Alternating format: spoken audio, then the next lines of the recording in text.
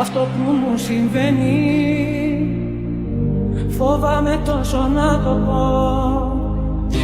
Καρδιά μου πληγωμένη, ας είναι αλήθεια αυτό που ζω. Αγάπη να είναι αλήθινη, αιτία να είναι κι αφορμή. Σ' αυτά τα μάτια που κοιτώ, τον έρωτα να βρω.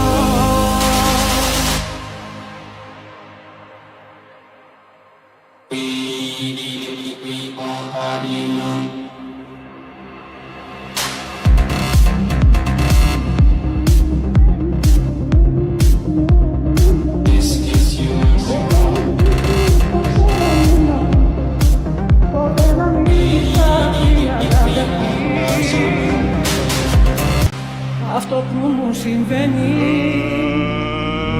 φοβάμαι τόσο να το πω.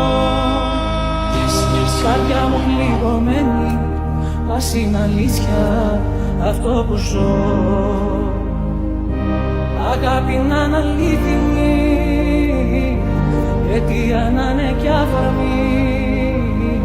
Σ' αυτά τα μάτια που κοιτώ,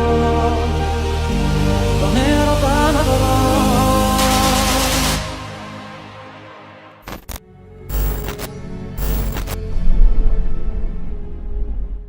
So why is Allah saying to him the following ayah? Stay away, Ya Muhammad, from idols. You're supposed to be a follower of Jesus, and you're using words like that. Well, it's not my words. It's not my words. It's the words of Allah. Are you embarrassed of Allah?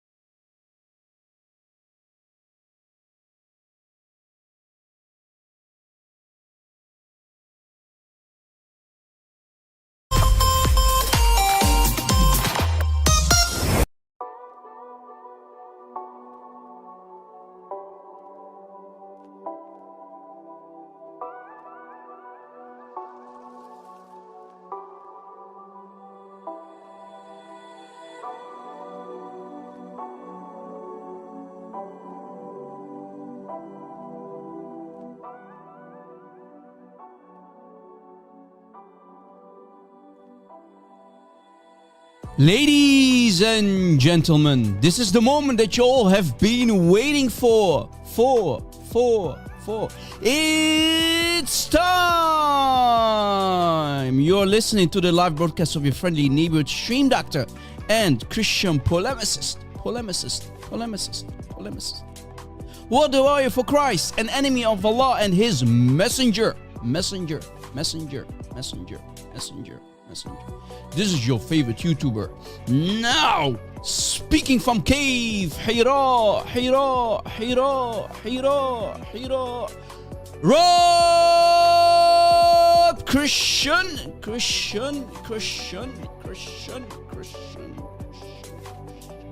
Please fasten your seatbelts because we are live, baby. We are back, baby. Let's go. Welcome everybody. God bless you. Nice to see you. Hello. I hope everybody is doing great. I am doing great. That means you must be doing great because we are live, baby. I'm with my dear brothers and sisters in Christ. Live on air. So how can I not be happy? God bless all of you, your children, your loved ones. May the risen Lord, glory to his name, Jesus Christ, the King of Kings, the Lord of Lords, bless your hearts and keep you safe.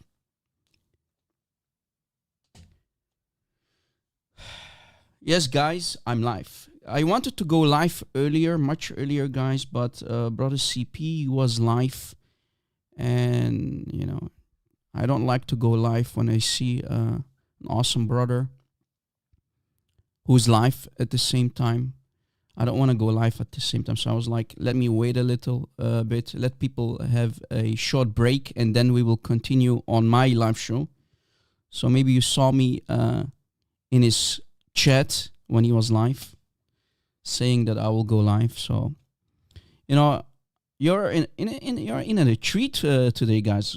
What's happening today? First, CP is live. He's destroying Islam left and right. The Ummah is drowning, and now another enemy of Allah and His Messenger is live. I mean, guys,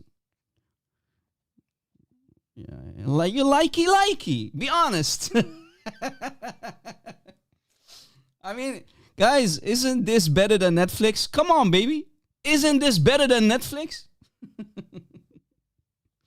Guys, try to invite as many people as you can. Allow people to know that we are live. Rob Christian, the enemy of Allah and His Messenger, is live. I already told our friends and people on my social media accounts that I'm going to go live. Guys, make sure to subscribe on my Patreon for free. If you didn't already, just create an account. You can become a free member. You don't always need to support the ministry financially. So this is the beauty about Patreon, guys, that you can become a free member as well if you like. Why is that? Why is it so important? Because YouTube often doesn't push out notifications that I go live. Remember, my YouTube channel cannot and will never be monetized because we are not political correct. And since we speak against Islam, YouTube won't allow us to do what we normally can do. But we are smarter than that, right, guys? We have to adapt. The Bible teaches us to be as wise as snakes, but harmless as doves, right, guys? So let us be wise. Let us make sure to subscribe to all of my social media accounts. All right, guys, destroy the like button on YouTube. People on TikTok, because we are streaming both on TikTok and on YouTube at the same time. My dear friends on TikTok, tap the screen, tap it like Aisha was being tapped at the age of 9 by Muhammad. Tap it lightly with a siwak. Yeah. Destroy the like button, subscribe, share the link, use the arrow key on TikTok. Do what you gotta do, guys, for the algorithms. Thank you for being here. Thank you for your support. Invite, share. Let's do this, baby. All right. My topic of today, you see maybe the screen on YouTube already, women in Islam. Are Muslim women oppressed in Islam? Of course, Muslims will tell you, no, Rob. No, of course, women, Islam karram al-mar'a. When our Prophet came, he respected women. He made women equal to men. Women used to be in bad environments before Islam. Is that true, guys? What about Khadija? Wasn't Khadija the boss of Muhammad? Oh, wait, we forgot about Khadija. Can any woman be now a boss? Can a woman lead a country? Can a woman even lead a prayer inside a mosque? No, she cannot. Specifically when there are men watching and peeping. Brother, imagine if a woman is in front of you, brother. But going to bow down, brother, and drop on her knees, brother. You mean the ass will up and the head will down. Oh, man. Oh, So, yeah. Women cannot do it, brother, Yeah, guys, before we start, all jokes aside, before we start this topic, this amazing topic, I want to start with a prayer. So I ask you to pray with me, guys. Let us pray. As you know, I always try to start. If I do not forget, I mean, we are humans, we tend to forget.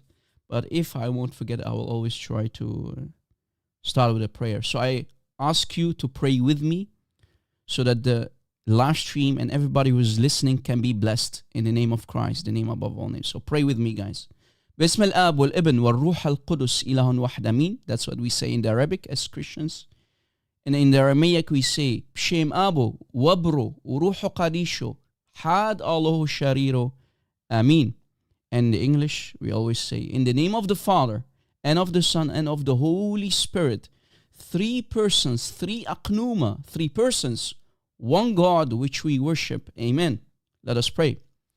Thank you, Lord, for allowing us to do a live stream today, both on TikTok and on YouTube, with our wonderful team of admins here, Lord, in the blue on YouTube, and our beloved audience on TikTok and YouTube, our subscribers, our supporters for so many years now. Yes, Lord, bless this live stream, the internet connection, and everybody who's here listening and watching. Also keep our families, our loved ones, our children safe, Lord. Bless them and protect them, Father. Lord Jesus Christ, I pray to you and beg you and ask you to cleanse all of us with your holy blood and fill us with your Holy Spirit. Yes, Lord, you are the King of Kings. You are the Lord of Lords. How can we not believe in you and what you did for us on the very cross?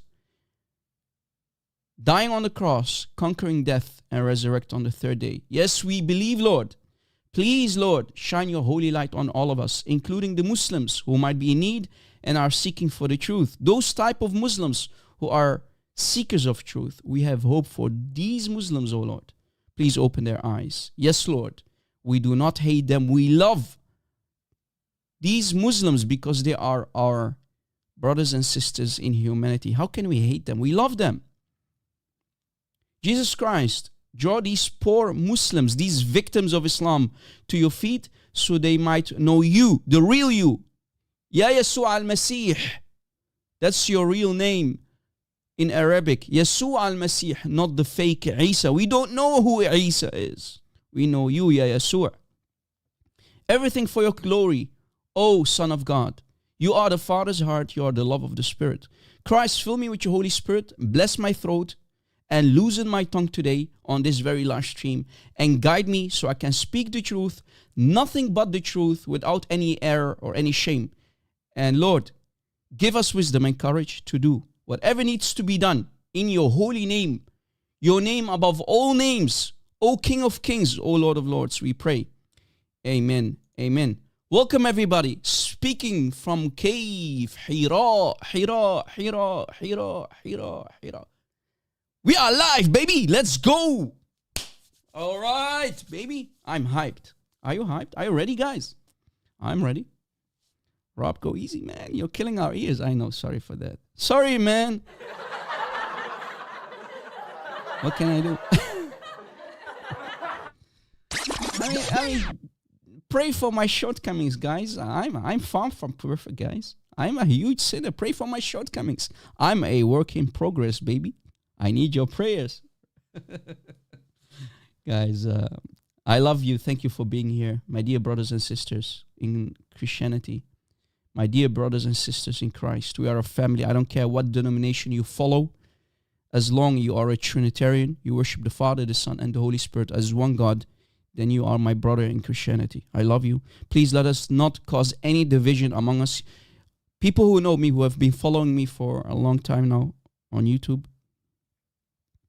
maybe also on TikTok, you should know I will never allow any Christian to cause division amongst us. I mean, you already have to deal with Islam and many anti-Christ enemies from outside to cause division among us. So be smart, my dear brothers and sisters. Okay? Be smart. I love you, but let us not give the devil weapons in his hands, or let alone his minions. All right, guys. Let's do this. I'm expecting someone at the door very soon, so maybe I'll have to, mute my sound when he appears at the door, but, it's okay. I mean, we are live. Things can happen during the live, so please bear with me, guys. All right. The topic, Islamic women are oppressed. Is this true or is this a lie? Is it true or is this a lie? Let's see. If we go through some Islamic sources and we bring some facts on the table, we can actually find that that's true. And guys, you see here a Muslim on the screen by the name of Muslim Lantern. I'm going to use him and make an example out of him very shortly from now. So bear with me, guys. We have a lot of topics to deal with within this main topic. So let us start. The oppressed women of Islam. Of course, Muslim women are oppressed. I mean, remember on our last live show, we talked about mut'a in the last part of the live stream, right? We talked about it. We talked about mut'a and we proved that mut'a is nothing but hiring women for intercourse. You pay a woman. The Sahaba, the companions, and Muhammad himself used to practice mut'a, which is temporary marriage, as they call it. But it's nothing but pleasure. A mustajara. A woman, when you practice mut'a with her, she becomes your mustajara. Mustajara in the Arabic means a rented woman. Mustajara is rented woman. In other words, guys, not the woman herself, but her private part. Mustajara, a rented woman, and specifically her private part. So, guys, a woman in Islam is a walking, talking FJJ, Virginia. That's what a Muslim woman is in Islam. Walking, talking FJJ or a Virginia. And I challenge any Muslim to say, Rob, you're lying. You Rob, how dare you, Rob? Rob, like Rob Christian? How dare you, man? I'm not the one saying it. I'm only reading your books. So don't shoot the messenger. If you don't agree with me, you can come up. Right? Let us talk. Mustajara, rented woman. Right? As if you are renting a bike, you know. Everybody can use her. She becomes the bike village. The village of the bike. Or is it the bike of the village? Rob, stop acting smart with me, okay? Wise guy. Oh, sorry, guys. Okay, let me say it as it is. A bike of the village, okay? That's what I wanted to say. Okay, no problem, Rob. Anyway, all jokes aside. In Sunan ibn Majah, 1853, as you see on the screen. Rob, is this a Sahih hadith? I don't know. Ma nidri. No, it's Hasan. It means good, and good means fully accepted. Fully accepted hadith. Great, when you see the great Hasan, it means it's fully accepted. It's fully accepted hadith. Okay? A good hadith. It's a bit long hadith, guys. But if we go down, all the way down, I don't care about reading the entire thing. But look what it says here. Look what it says here. In Islam, guys, no woman can fulfill her duty towards Allah until she fulfills her duty towards her husband. You know, maybe we can agree with this part. No problem. But, look at the last part. This is going to be awkward for all Muslim women. If a man asks a woman for intimacy, meaning dingy dingy,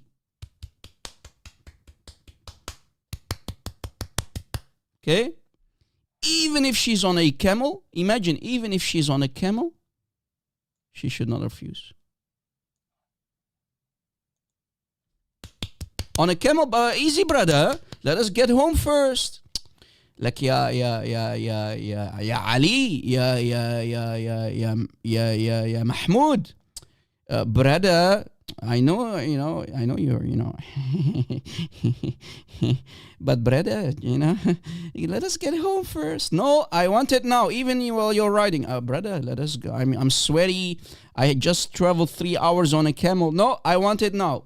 Now means now, okay? Rob.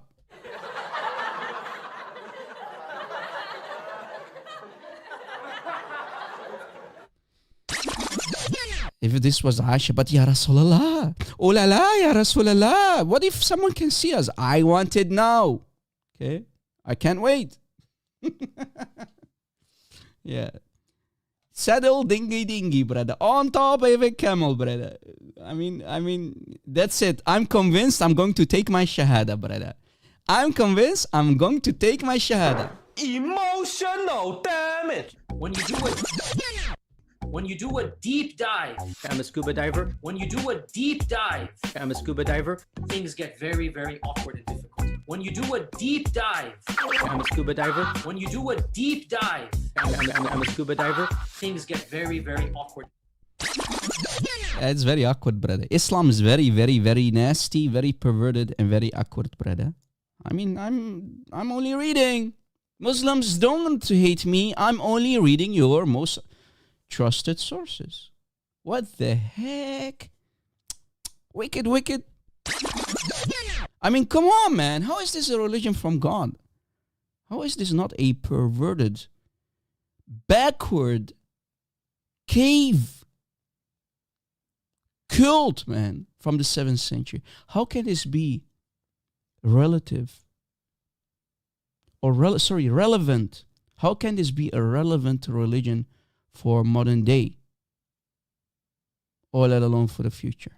Imagine your daughter cannot refuse Raqu talk, as we say it in Arabic, Raqu talk, boinga boing, even if she's riding a camel. Imagine knowing that your daughter is going to be banged even while she's riding a camel. What if someone can see her?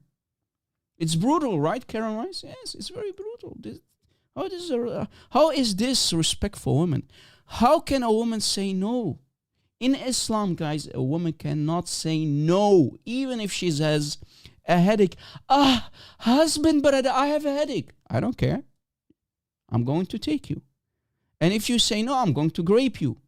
Guys, in Islam, men can grape their women, and it's not considered to be grape.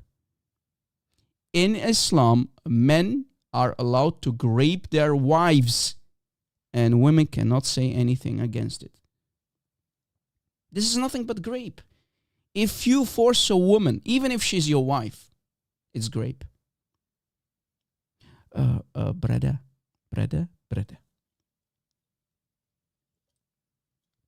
I know, Karen Weiss, I know. I feel you, sister. As a woman, I feel you. I know. This is sad, actually. It's becoming sad. It's very sad. It's very sad. And this is the hypocrisy, guys, in front of you on the screen. This is the hypocrisy 101 on the screen. Muslims are allowed to marry 4 women, according to them. Actually, the Quran is saying 9. Did you know that the Quran says 9? The Quran says 9. It doesn't say 4. Rob, what are you saying? 4. It's 4, Rob. No, it's 9. Okay? But Muslims, because they cannot read their Quran and understand what the words are saying, they say it's 4. So we have wife 1, 2, 3, and maybe if, he's a pedo like his prophet, he will marry number 4, like Aisha, at the age of 9. Right? Chapter 65, ayah 4, you can have a child wife. And if you want to divorce her for some reason, she has to wait 3 months. Her iddah is 3 months, her waiting period, right, of that child.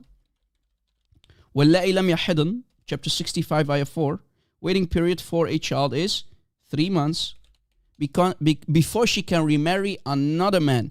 So if you say talaq, talaq, talaq to that poor child, she was your wife, she has to wait 3 months to make sure that she's not pregnant before she can marry another pedo like Rasulullah, who mounted 9-year-old Aisha, who mounted 9-year-old Aisha and split her moon in half between her thighs at the age of 9. Okay, married her at the year 6, at the age of 6, and splitting her moon at the age of 9. Yeah. And if that's not enough, you can have an unlimited number of war booty, as you see on the left, all the way on the left. War booty, women, what your right hand possesses. Unlimited number.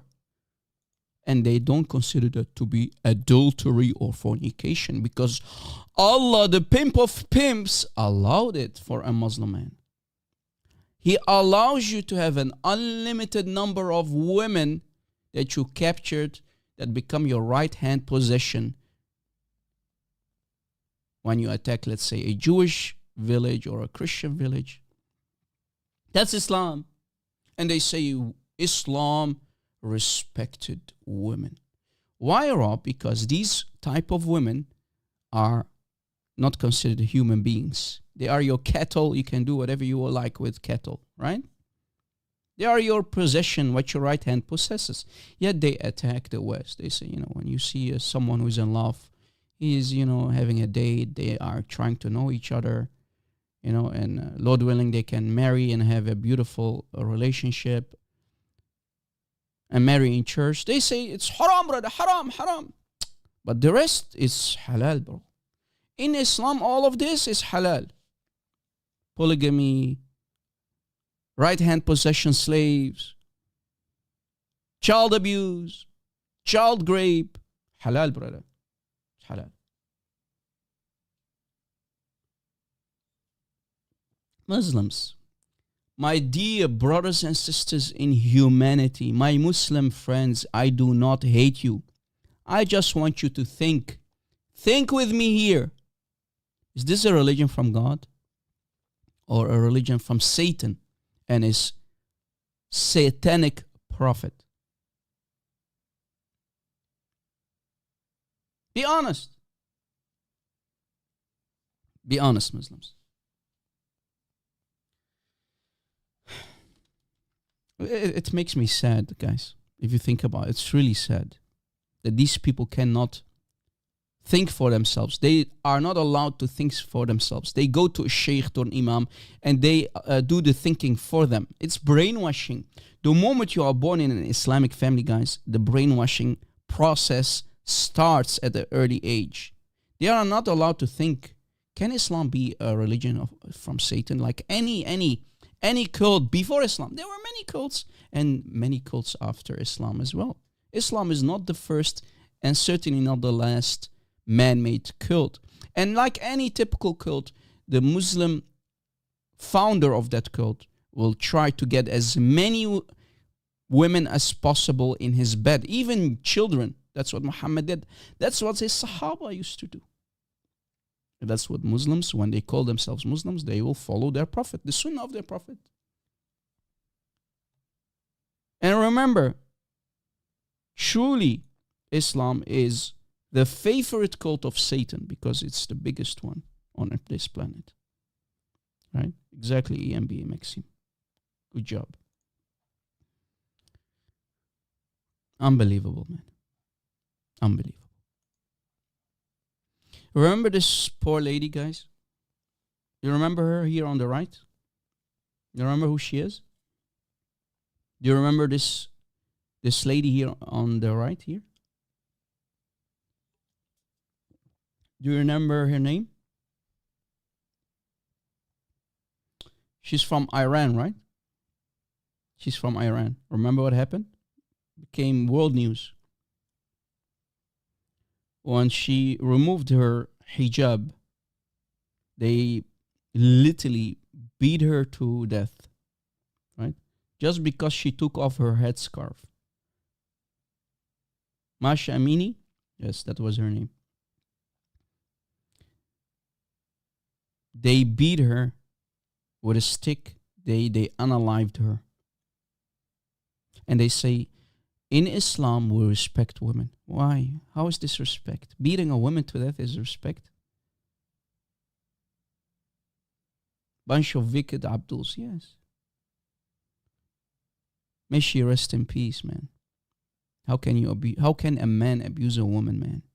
How can a man beat a woman? Well, because Allah allowed it. Chapter 4, ayah 34. وَاضْرِبُهُنَّ وَاضْرِبُهُنَّ and beat them, strike them. Darb, beating. وَاضْرِبُهُنَّ in the Arabic. Beat them, strike them. Muslims tried to fix this disaster. And they said, Beat them lightly, brother. Beat them with a siwak. Guys, some people make always the mistake, and even Muslims who don't speak Arabic, they always make a mistake. There's nothing called miswak. It's siwak. Okay? Siwak. Not miswak. There's nothing called miswak. It's siwak, that Islamic toothbrush, right? But what they do not tell you is that the Islamic toothbrush in the time of Muhammad was very long, because it's from the roots of trees. And you know how long trees, the roots of the trees can be. They can literally beat an animal with it. Beating even an animal and causing it to die with it. Right? That's what a siwak is. It's not that short thing of today. You can literally beat and unalive someone with it. Right? So what can we expect from Muslims, guys? Without lies, Islam, fill the resting, guys. Without lies, Islam. Yeah.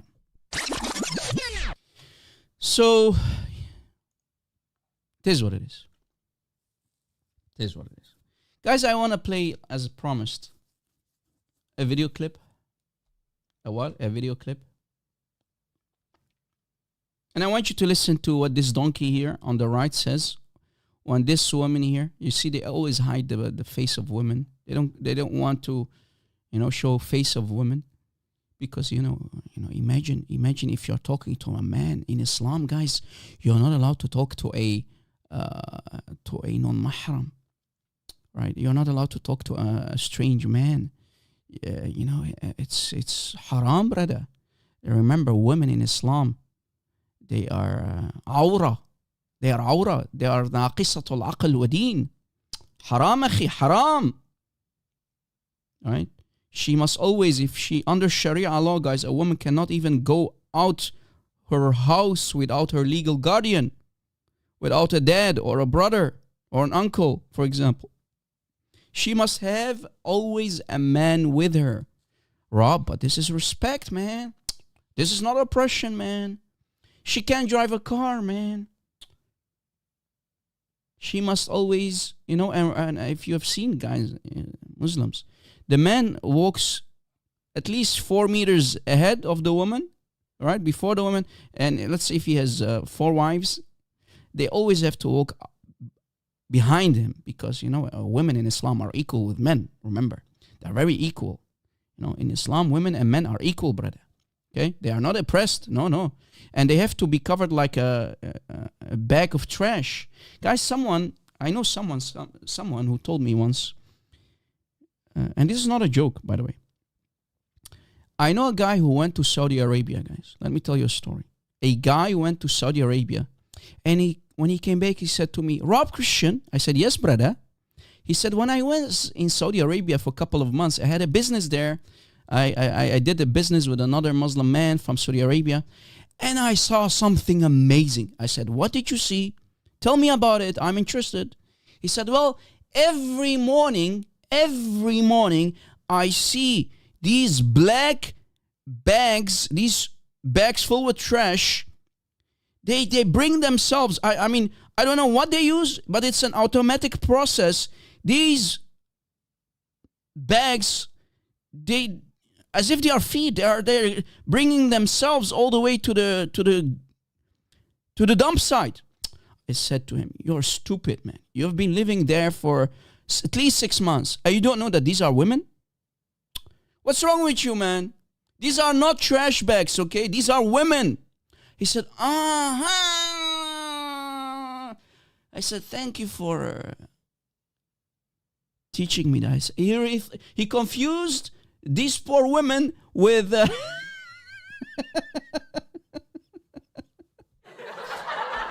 The poor guy was confused.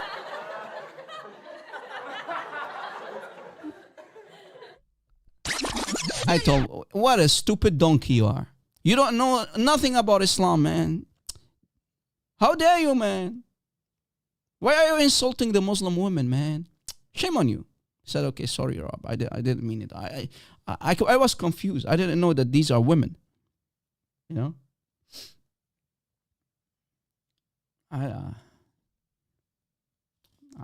what can I say?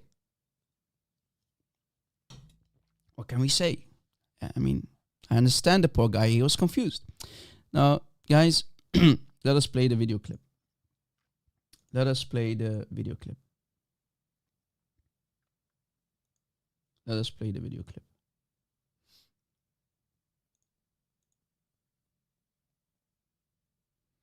Let us play the video clip.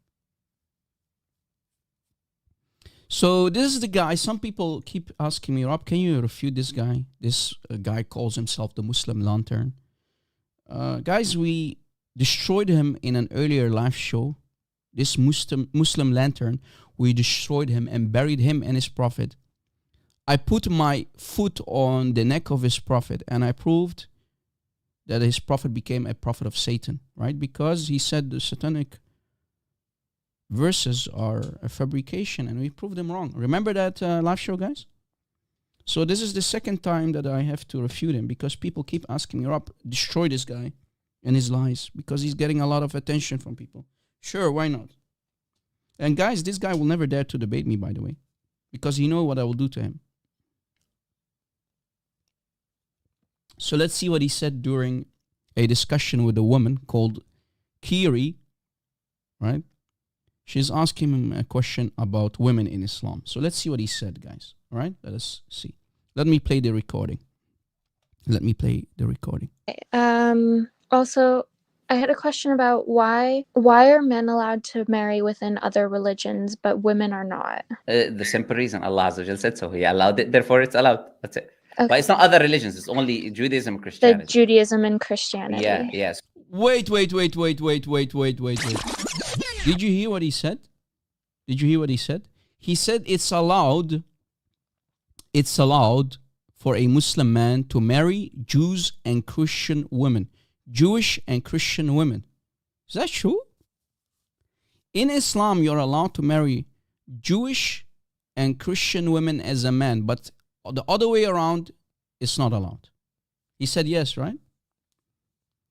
He said it's allowed. Allah allowed it. It's in the Quran, brother. Allah allowed it for Muslim men to marry Jewish and Christian women.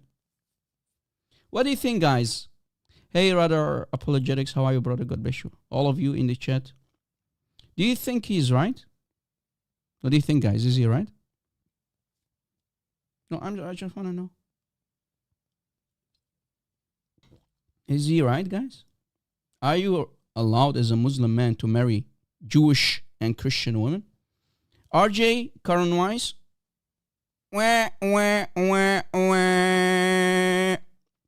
He's not right. No, he's not right.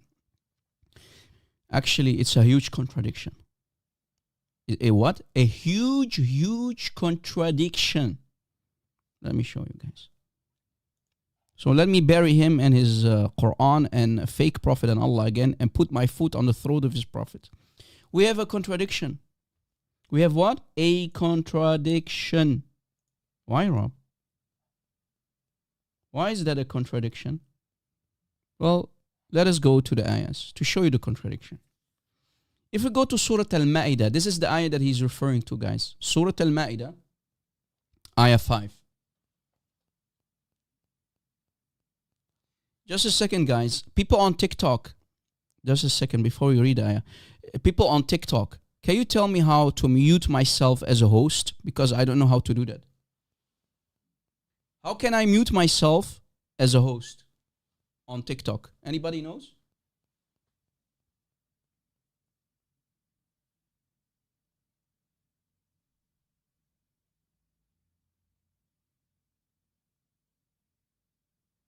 Okay, found it. Never mind, found it. Okay, because I'm expecting someone at the door soon, so I don't want you to hear the private conversation, brother. Yeah. Any moments from now, someone is coming to come here. I mean, deliver something. I'm expecting a delivery. So Rob, are you saying that you don't want to be doxxed? No. So, guys, the contradiction. Where's the contradiction? Yeah, all jokes aside. Where's the contradiction between chapter 5 and another ayah? Watch. In this ayah, Allah said, this day the pure things are made lawful for you. So we're talking about halal haram. In this case, halal. Uhilla, meaning it was made halal for you today. So Allah made something halal for us today as Muslims, brother. What are those halal things? Let's see. Halal number 1, and the food of the people given the books. Here we have already a from Allah. Why, Rob? We have a disaster. Allah created a disaster. Why? Because Allah forgot one thing. Guys, what did Allah forget here in this ayah? Let's see if you paid attention. Brothers and sisters in the chat, what did Allah forget if He allows the Muslims to eat from the food of the people giving the book? Pork meat. Uh-oh. Allah was stupid, man. Allah, what's wrong with you? I think, guys, Allah is suffering from dementia. Allah is demented. Eating swine, pork meat, pork. So here Allah made poo-poo in the Quran. Allah made poo-poo in the Quran. Because Christians, remember, people of the book are the Jews and Christians. But we Christians, we can eat pork. But Allah forget about it. I mean, just forget about it. So here we have already a problem. In the very beginning of the ayah. But we're talking about the women, Rob. Okay, no problem. Forget about it. Just shove it under that rug, that filthy carpet of the Muslims. You know, by the end of the month, it will become like a huge, like a Tower of Babel, guys. So much trash underneath, hidden underneath the carpet of the Muslims and Islam. So here Allah is doing poo-poo, but no problem. And the food of the people given the books is lawful for you. Yeah, right. So pork is okay? It's halal? Yes, brother. Brother Rob, yes, brother. Allah made poo-poo. Allah forget, because Allah is and His Prophet forget things. Remember, Allah causes Muhammad to forget things. I mean, Muhammad forgets his own Quran. And Muslims say, yeah, Allah can do that. Allah forgot Himself. First, Allah will forget that He has 2 right hands and He thinks He has a left hand. Yeah. And your food is lawful for them, so I can eat the food of Muslims, brother, as a Christian. Okay. And likewise are the virtuous Muslim women and virtuous women from the people who receive the books. Wait a second. So according to this ayah in chapter 5, ayah 5, Muslim men can marry Christian women. That's what the ayah says, right? Muslim men here are allowed to bang Christian women. That's what it says here, right?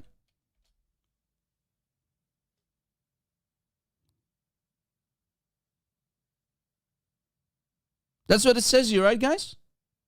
You agree? Here it says that Muslim men can take Christian women. Right? Yes or no, guys? I think people are scared to say yes. I know, I feel you guys. Guys, don't be scared, you know. Last time you said yes, a couple of people, made a mistake when I said guys, it's okay. But wait, here is the contradiction. Here Allah makes it halal for the Muslim men to marry Christian women. But we have a contradiction, because in Surah Al-Baqarah, the cow, look what it says right on top. What does it say here? Do not F, the word is effing, guys, not marrying. Do not F mushrik women unless they believe. Unless they believe. But wait. When I ask my Muslim buddies, when I ask my stone-kissing Muslim friends, if a Christian woman worships Jesus, is she a pagan? Is she a mushrika? If I, Rob Christian, or maybe EMB Maxim, or maybe Sister Carolina, God bless all of you in the chat. If I worship Jesus, am I a mushrik, Muslims? If I worship Jesus, am I a mushrik according to Islam? They will say yes. So wait a second, we have a contradiction then, because Christian women are mushrikat. You're a mushrik. And Allah says, do not marry mushrik women. When Allah gives you a command, then you have to obey that command. So we have what? A contradiction.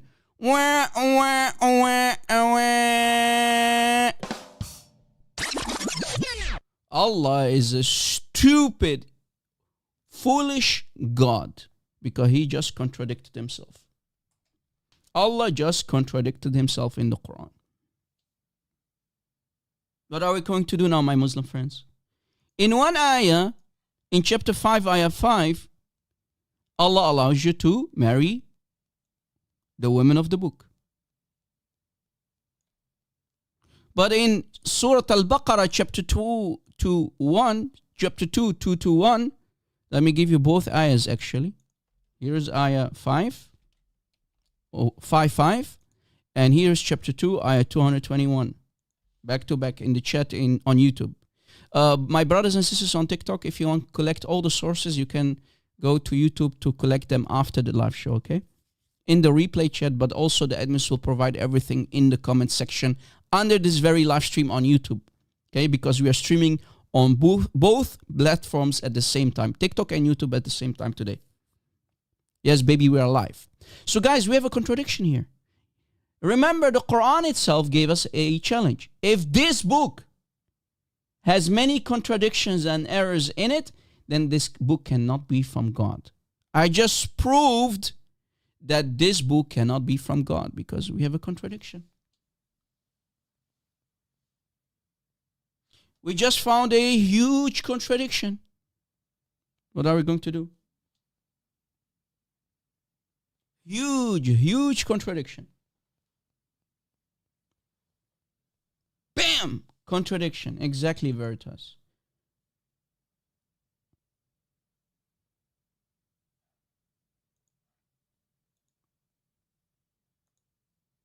How many is many?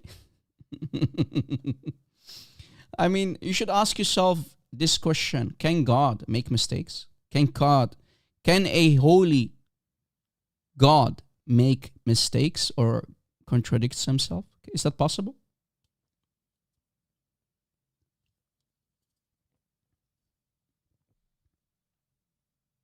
Should not be possible, right? But yet in the Quran, we find these amazing contradictions, right? Carolina says no. So Carolina, are you saying that Allah is not God? How dare you, my dear sister? Yeah, kafira, how dare you? Karen White says no. You are a kafir too, how dare you? You just became an enemy of Allah. Muslims will come after you. One contradiction is enough. Exactly, RJ, you kafir. You see so many kuffar guys who are going against Allah. So I'm not the only enemy of Allah and His Messenger. Wow. Wow, so many brave Christians, man. Amazing. So this is a contradiction, man.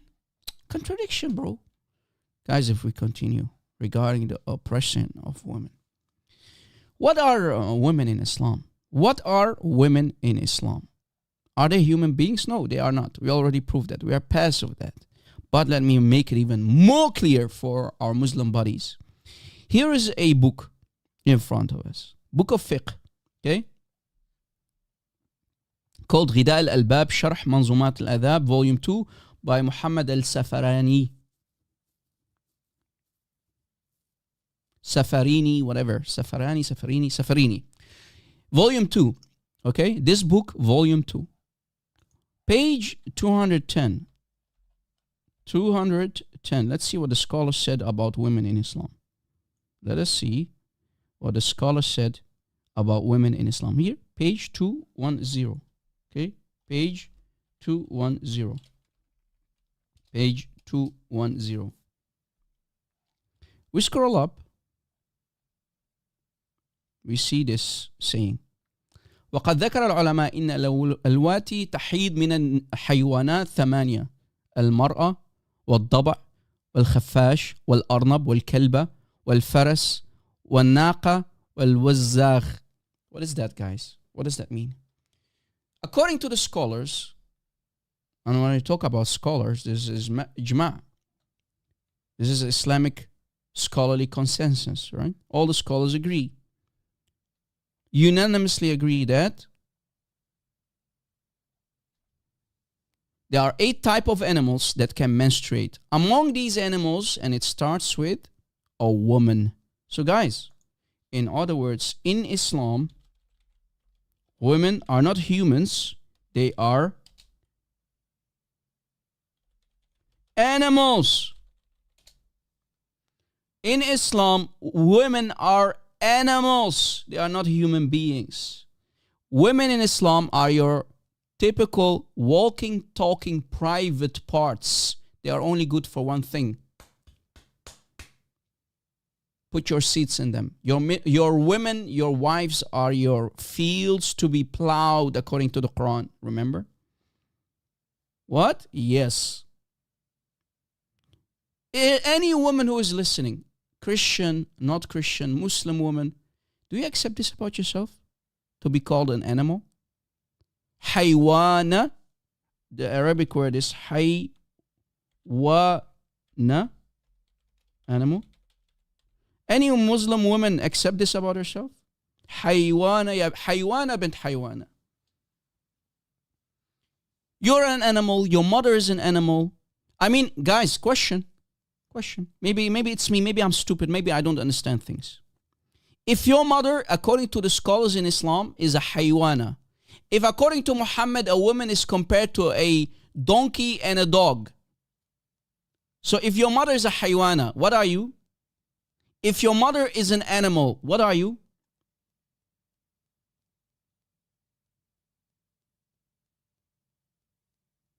This is not a hadith, this is fiqh. Fiqh is Islamic jurisprudence, guys. So if you are a son of an animal, does that make you a human? Haywana. So if your mother is an animal and she gave to a son like you, that means you are a son of an animal and you are an animal too. So if your mother is a camel or a cow in Islam, then yeah. Remember, even Aisha, the mother of the breastfeeders, her sisters, the daughters of her sisters used to be milk cows. Milk cows. Right? Milk cows.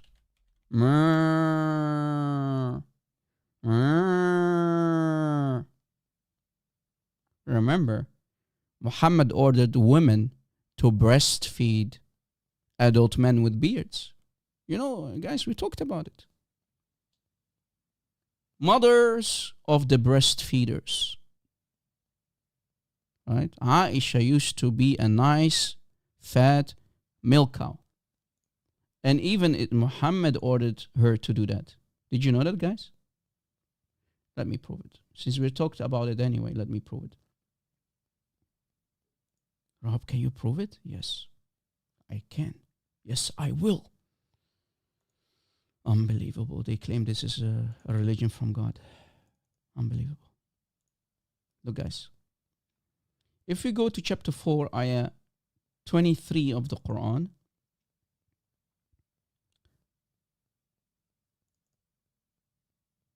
we can prove that Aisha,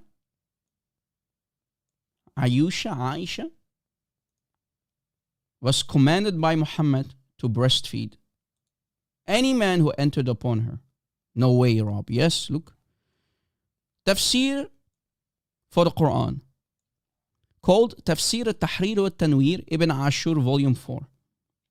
Tafsir al-Tahrir wa-Tanwir, li Ibn Ashur, the giant Maliki scholar, Volume 4. Page 297. Page 297. For Surah An-Nisa, the tafsir for Surah An-Nisa, do you see on top? Surah An-Nisa, and I put it here, the English translation on the right. Surah An-Nisa, chapter 4, ayah 23. We see that says, وَكَانَتْ عَائِشَةُ أُمَّ الْمُؤْمِنِينَ, and Aisha, the mother of the believers, إِذَا أَرَادَتْ أَن تَضَعَ أَوْلَادَهَا, when she wanted to إذا أرادت أن يدخل عليها أحد الحجاب أرضعته. She breastfed him. So if anyone entered the house of Aisha, she breastfed him. Let me make it bigger and put it in your eyes, Muslims. Do you see it? أرضعته. أرضعته. Oh boy. And look what it says here. ذلك من إذن النبي صلى الله عليه وسلم.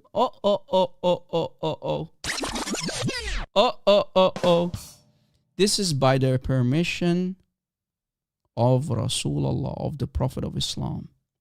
So who commanded Aisha to breastfeed adult men? Muhammad, the Prophet of Islam. So Muhammad became a nice cuckold. A what? Cuckold. I mean, what kind of man allows his wife to breastfeed adult men with beards? You must be one. What can I call you, man? A cuckold? It's a good word. Cuckold? The youth? Yeah, that's a good one. Muslims love the word the youth. Your prophet was a the youth, my Muslim friends. The youth.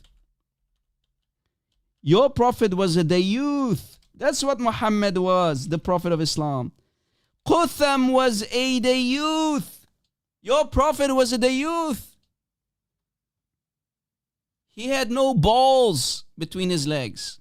He lost his testicles because he enjoyed that adult man came in, and probably he enjoyed it. Maybe he was watching. Aisha, can you please breastfeed my brother Omar or Abu Bakr? Got milk, Aisha? Got milk? Aisha, the mother of the breastfeeders.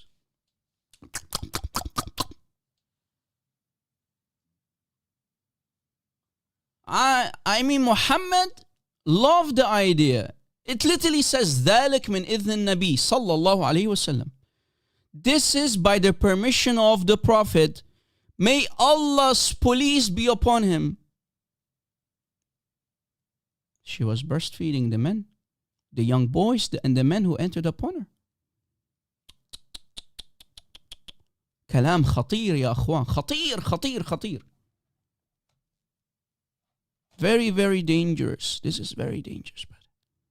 So guys, do you see that Muslim women under Islam are not human beings? Do you see, guys? Over and over. And remember, we just showed you moments ago that Muslim women are animals. Al-mar'a hiya haywana.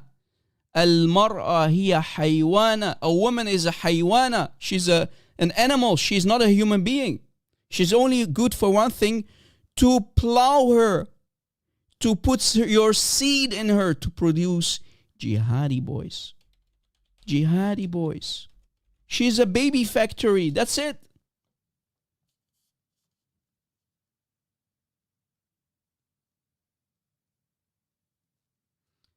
Ten sucklings a day will keep the lust away, brother.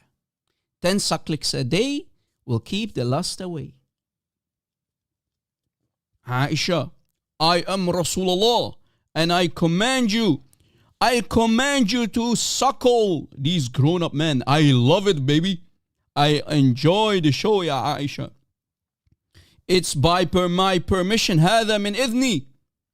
هذا من إذن النبي صلى الله عليه وسلم. ذلك من إذن النبي. أرضعيه يا عائشة. Aisha was breastfeeding the adult boys and the men, the young boys and the men. Where is the dignity? Exactly, Carolina. I've been asking myself this question. Where is the dignity? Where is the manhood of Muhammad? Muhammad dropped his testicles in the 7th century.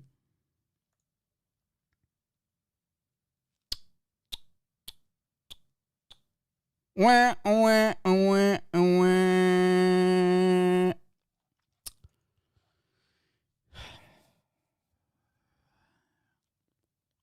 What can I say, guys? Guys, here is more. If we go to Sunan ibn Majah, hadith number 2272. Sunan ibn Majah, hadith number 2272, in front of you. What does it say on top?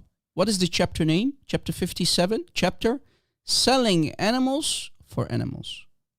This is probably about selling a donkey or a horse or a camel, right, guys? Of different kinds, hand to hand.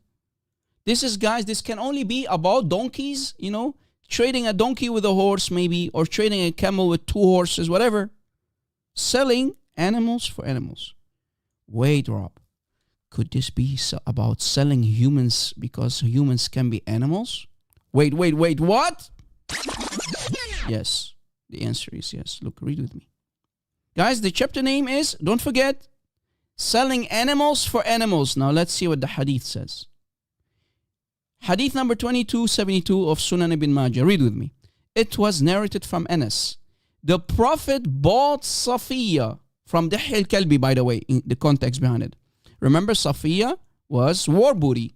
Muhammad attacked the Jews, right? He attacked the Jews. He took off the head of Kinana. He burned the man's chest with an iron rod. He tortured him for money. And if that's what was not enough, he raped Safiya the same night. After Dihya al-Kalbi, the boyfriend of Muhammad, also raped her. So, first Dihya al-Kalbi raped her. Then he gave her to Muhammad for 7 slaves. So Muhammad traded 7 slaves. He bought Safiya for 7 slaves. So wait. We go back. Selling animals for animals. So Safiya was an animal. We know women in Islam are animals. But she was bought for 7 other animals. So humans, not only women, humans who are the slaves of Muslims, right? Humans and women, both of them are animals. Because the heading, look, selling animals for animals. Unbelievable. And this is a religion from God, guys. This is a religion from God. Yeah, right. This is a religion from God. Emotional, damn it! Muslims.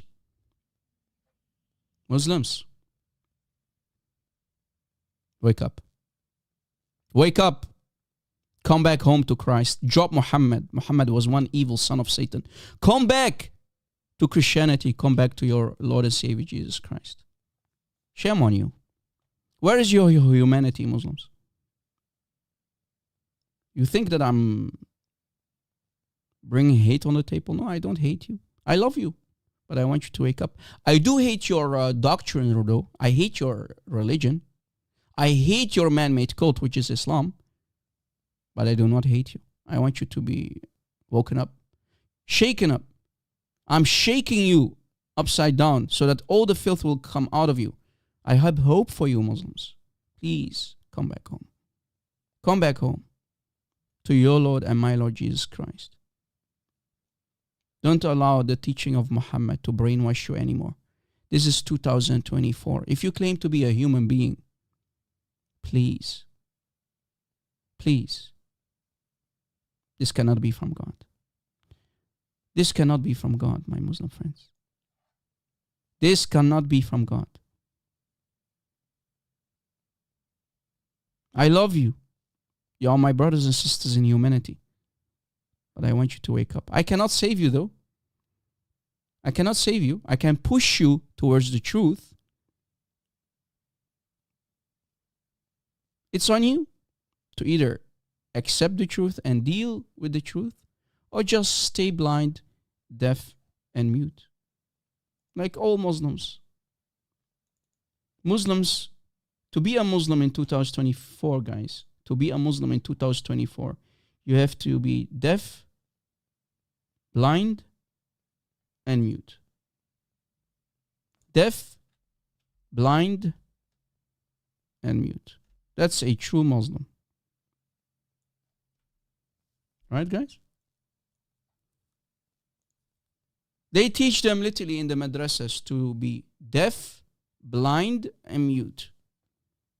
Don't think Islam is dictated. Logic is not allowed. Human logic is not allowed.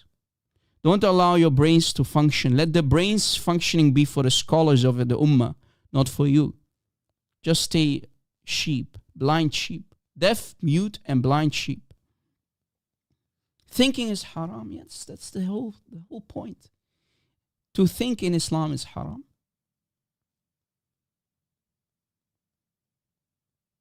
Thinking is haram. Unbelievable, man. Unbelievable. Unbelievable.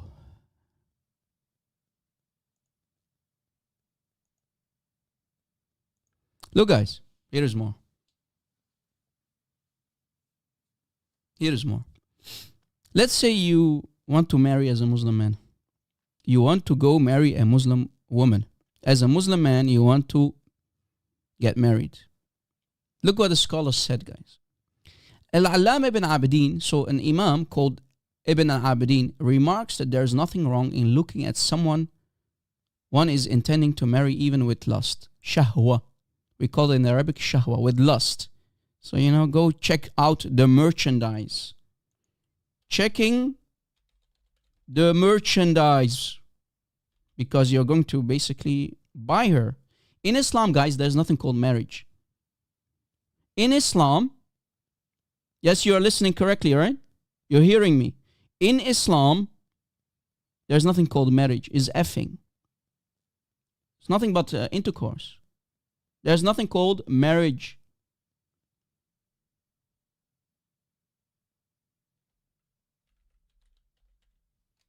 There's nothing called marriage. Okay?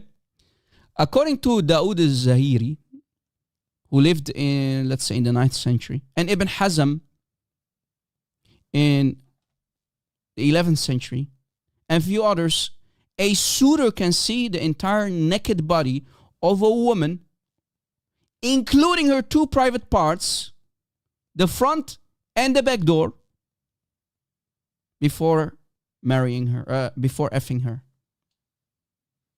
Can I see your baby? I want to marry you, brother. But can I see it? Can I check out the merchandise? Ooh. Yes, baby. This is Islam, baby. Brother, can I check I want to see if everything is still etched to your body, baby. Maybe it's, hanging by a thread or something. I don't know.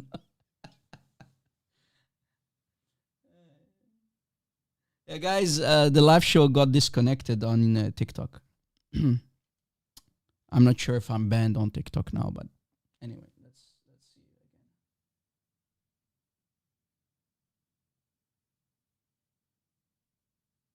I don't know what happened. I don't need to. I'm a Muslim, mate. Just a second.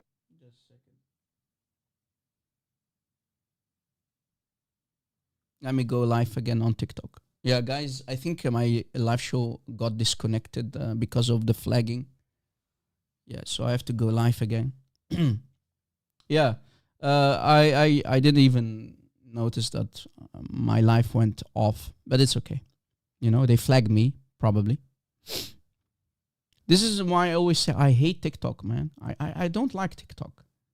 It's so easy to flag someone's live streams and videos and get you banned. Anyway. Yeah, we are live again on TikTok. We're live again on TikTok.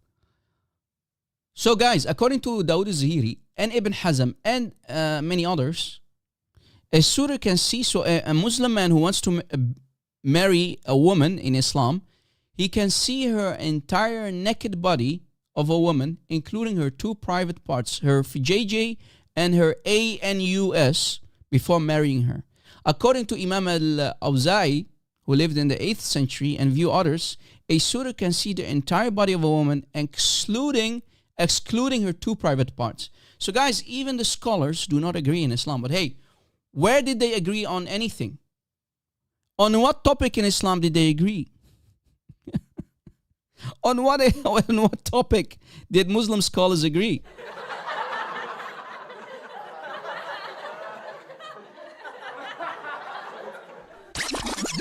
Can I check out the merchandise? I want to see your... and I want to see your...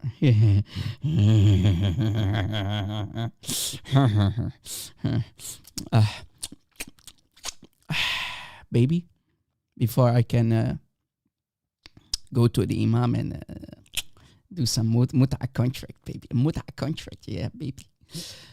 And according to the Hanbali scholars like Ibn Qudama and Ibn Qayyim al-Jawziyah and Ibn Hajar, was Ibn Hajar a Hanbali scholar? I don't know. Anyway, who cares? The suitor is permitted to see what one can see of a mahram woman, i.e. her hair, her face, her neck, chest, calves, etc. The looking is definitely not limited to seeing the face and hands, which a woman is allowed to reveal in front of any non-mahrams in public.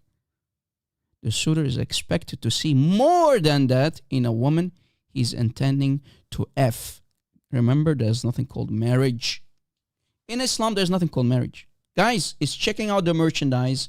It's buying off the woman, sleeping with her.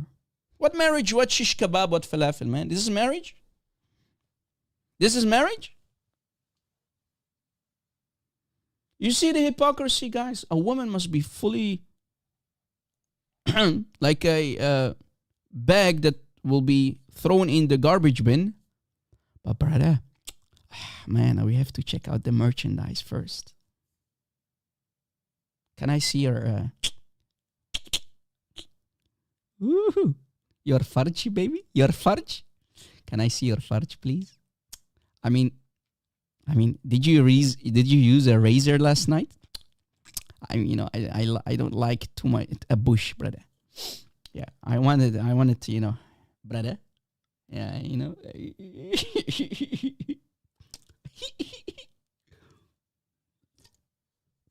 Man, what is this cult, man? What is this cult, man? Guys, every live stream that I do,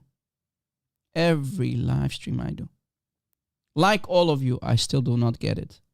How there are still human beings, they call themselves human beings, how these people are still in this cult in 2024. I cannot understand this. They claim this is a religion from God. How is this a religion from God? How is Muhammad a prophet of God? How can he not be a prophet of Satan? Yeah, we already mentioned that, brother Peter 2, Apologetics. The beating of women is in chapter 4, ayah 34. وَاضْرِبُهُنَّ وَاضْرِبُهُنَّ وَاضْرِبُهُنَّ. Beat them. Guys, I want to discuss a fatwa with you. Here's the link if you want to have it. A fatwa, Rob? Yes, a fatwa. What is a fatwa first? First of all, Rob, what is fatwa? It's an Islamic ruling that, let's say, a mufti, an imam, can issue an Islamic ruling. That's what a fatwa is. Yeah, for the people on TikTok, my earlier live show got flagged and I had to restart the live show. Yeah, what can you expect? Muslims are too scared. They have to silence us. And on TikTok, it's very easy. It's very easy to flag someone's live streams and videos, unlike YouTube. But we don't know what will happen in the future. Maybe, we have to adapt every time, guys. It's okay. I have more than one account on TikTok. I don't care. So this fatwa, look what it says here. Fatwa number 347539. This is the fatwa number on the left. And the question is, or the question raised, the topic, marrying daughter of a woman he saw nude and touched private parts of. Wait. I'm now fully interested. Guys, focus. This is important. I'm now fully focused, guys. All of you focus. Focus. Marrying a daughter of a woman he saw nude and touched private parts of. Very interesting topic, Brother Rob Christian. Brother Rob Christian, brother, very interested topic. And this fatwa, guys, was created in 2017, okay? And here's the fatwa number. So we go down. Let's see what the question is. So a question was raised to this mufti. Dear sir, brother, dear mufti, sir, brother, I once was alone with a woman at her home. You're already committing a sin, brother. What are you doing, man? So a Muslim man, is saying to the sheikh, to this imam, Dear mufti imam, I once was alone with a woman at her home. Okay, let's see what happens, guys. Here comes the juicy part. We both were completely haram, ya akhi, haram. Like, ya zindiq, ya kafir, how dare you?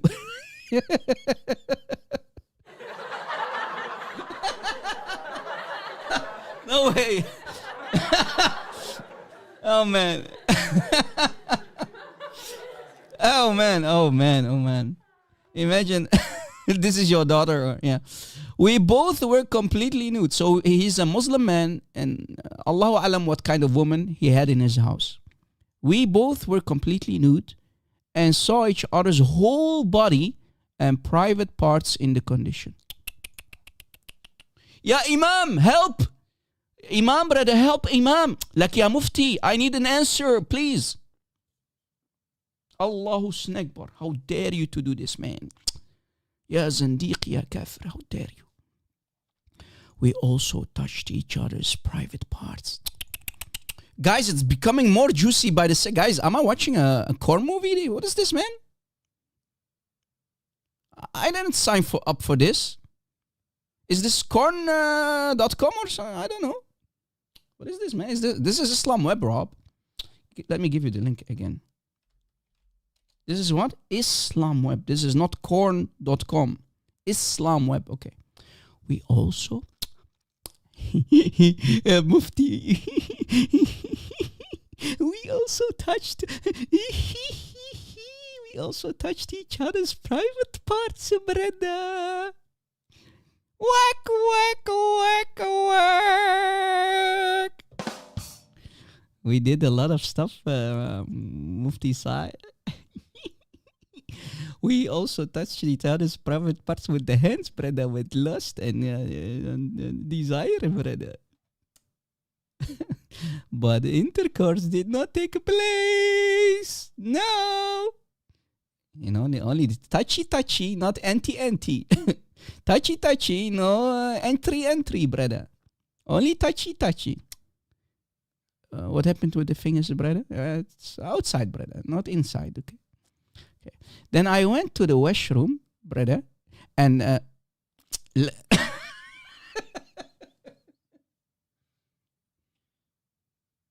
guys, I don't know, man. I mean, I don't know, man.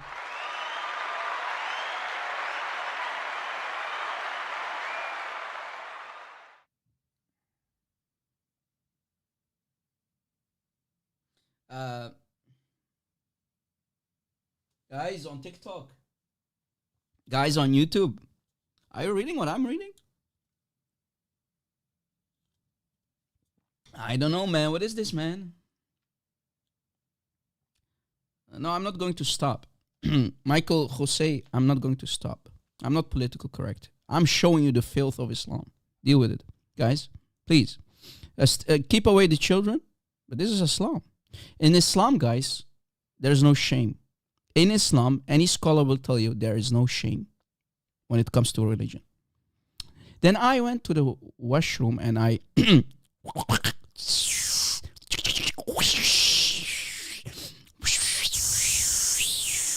on the kitchen floor, on the table, on the counter, on the desk, on the toilet.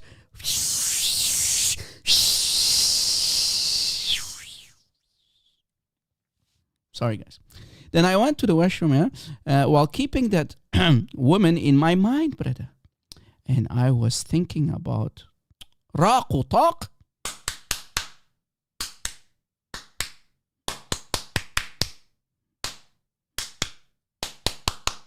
Okay, with that woman while doing so. Guys, this is a storm, okay? There's nothing. It's very windy.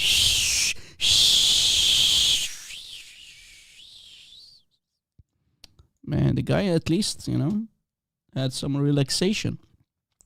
Yeah. Sir, brother, I want to know whether after all this sinful action I can marry her daughter. You filthy son of Satan. All this time I was thinking about. So guys, he gave it to the mom and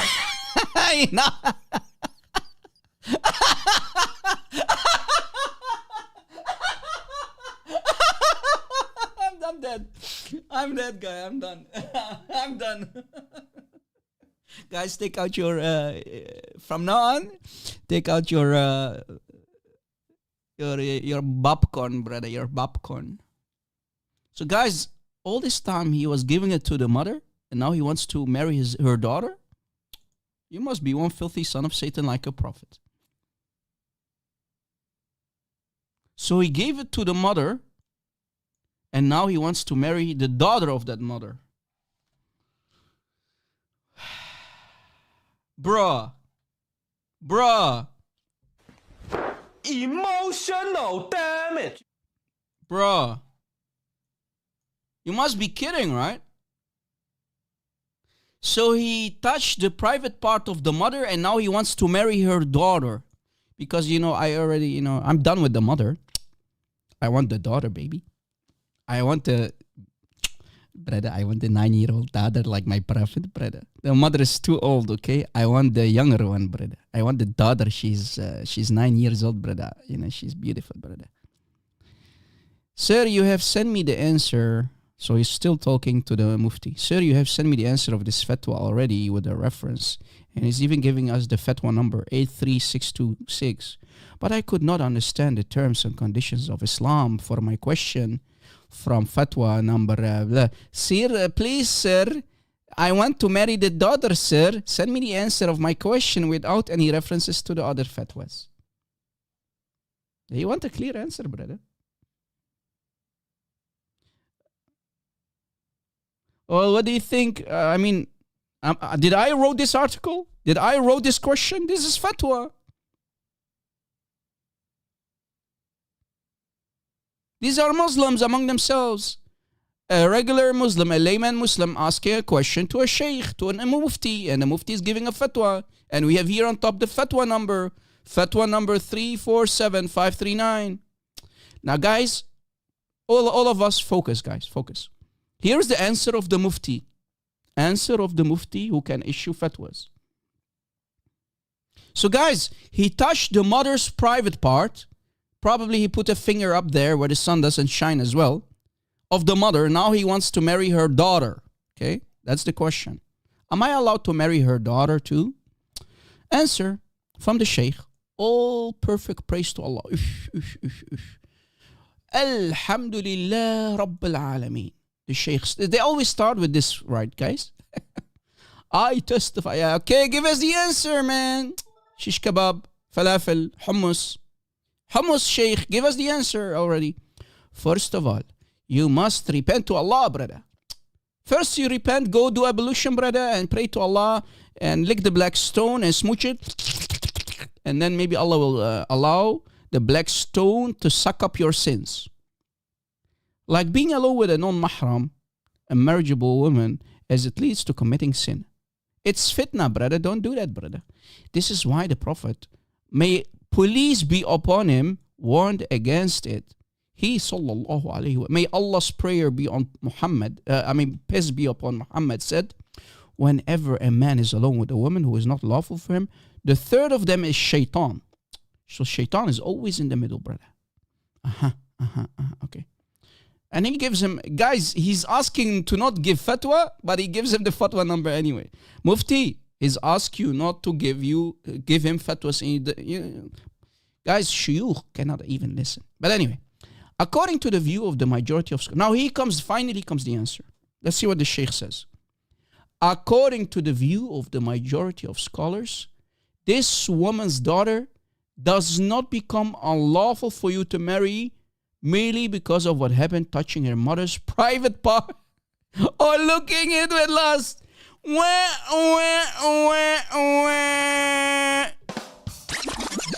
So guys, the Sheikh says, according to all the scholars in Islam, you can marry the daughter even if you touched the mother's private parts. But Sheikh, I put my finger in her mother's...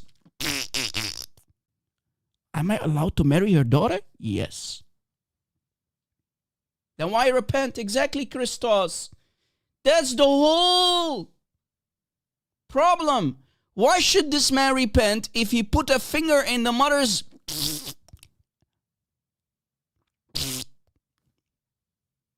Wick, in the mother, and then he is allowed to give it to the daughter as well. I mean, this is not incest. This is not incest. No, of course not. Remember, we did many live shows, guys. We did many live shows. In Islam, if you have a girlfriend, you have an unlawful sexual relationship with a Muslim girlfriend.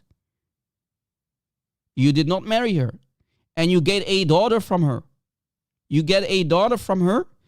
Under Sharia law, she is not considered your real daughter. Even if she comes from your seed, she is not considered your daughter. Guys, I once had a debate, or actually a couple weeks ago. Let me play that recording, actually, since we're talking about it anyway. Let me show you that in Islam, you can F your own daughter. F your what? F your own daughter. No way, Rob. Yes, bro. I mean, you see the screen. The screen is very clear, but let me make it even more clear.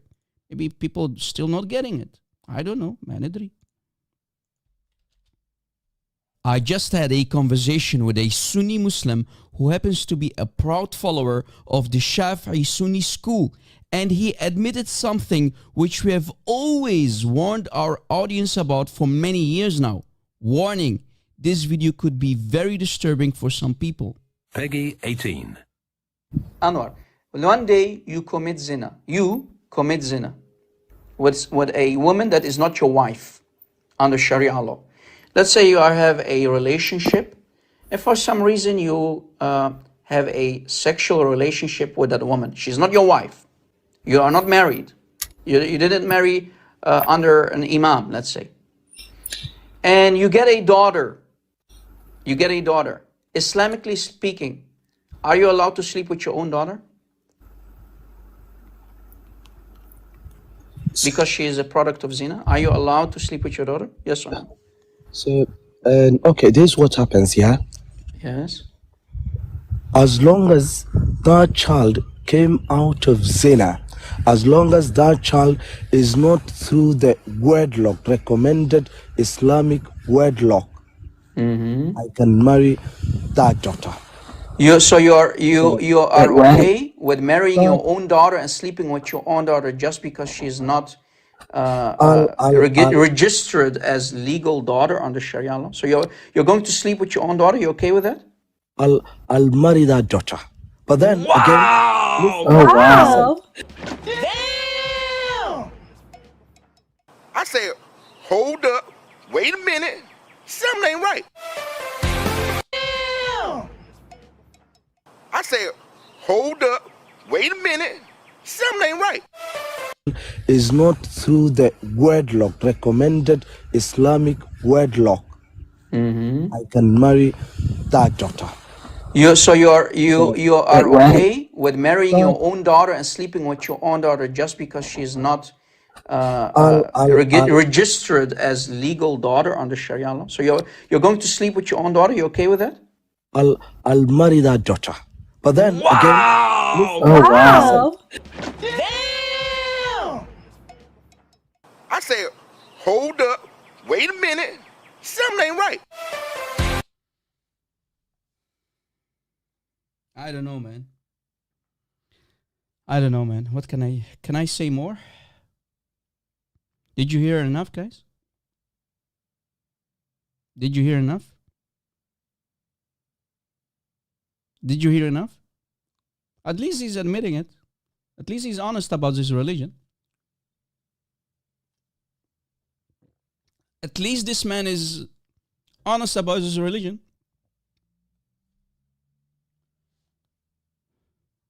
What an evil cult of Satan, man. Yet they claim over a billion Muslims out there, Shia, Sunnis, Ahmadiyya, all these sects, all of them claim to be Muslims. And they count them all as Muslims, but man, this is out of the world. Marrying a daughter of a woman that you already touched. You did it to the mother, and still you are allowed to sleep with the daughter as well. Incest. Guys, since we're talking about this anyway, let me make it more clear, actually. Maybe it's not clear enough. Maybe this is not clear enough. Let's see what Imam Abu Hanifa said. So what you heard earlier, guys, this is the fiqh according to Shafi'i. Okay? What about Imam Hanifa? What about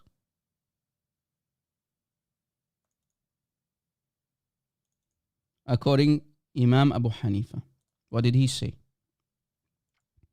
Imam Abu Hanifa, when he was asked a question regarding this topic, in the book that we can find here on the screen called Sharh Usul al-I'tiqad, Sharh Usul al-I'tiqad, Ahlus Sunnah wal Jama'ah. Sharh Usul al-I'tiqad, Ahlus Sunnah wal Jama'ah. This is about the Sunni Muslims, okay? The explanation. On page 998, page 998, it's on the screen. Let me give you the link, and I will give you the translation as well. Okay? This book is not translated, so you have to trust me with the translation. People came to ask Imam Abu Hanifa, Ya Imam Abu Hanifa, we have a question. Ya Imam Abu Hanifa, we have a question. What's the question, brother?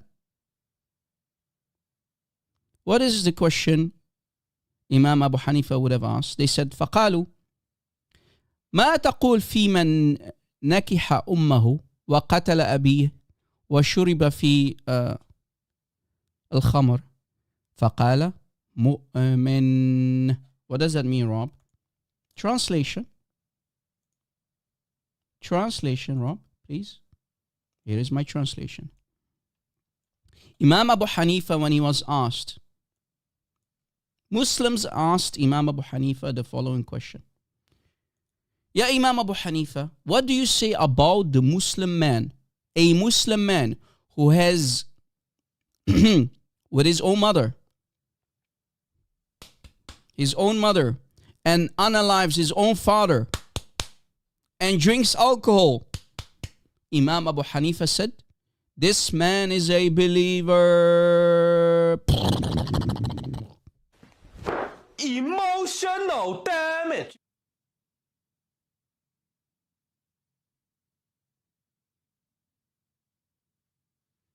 You see it?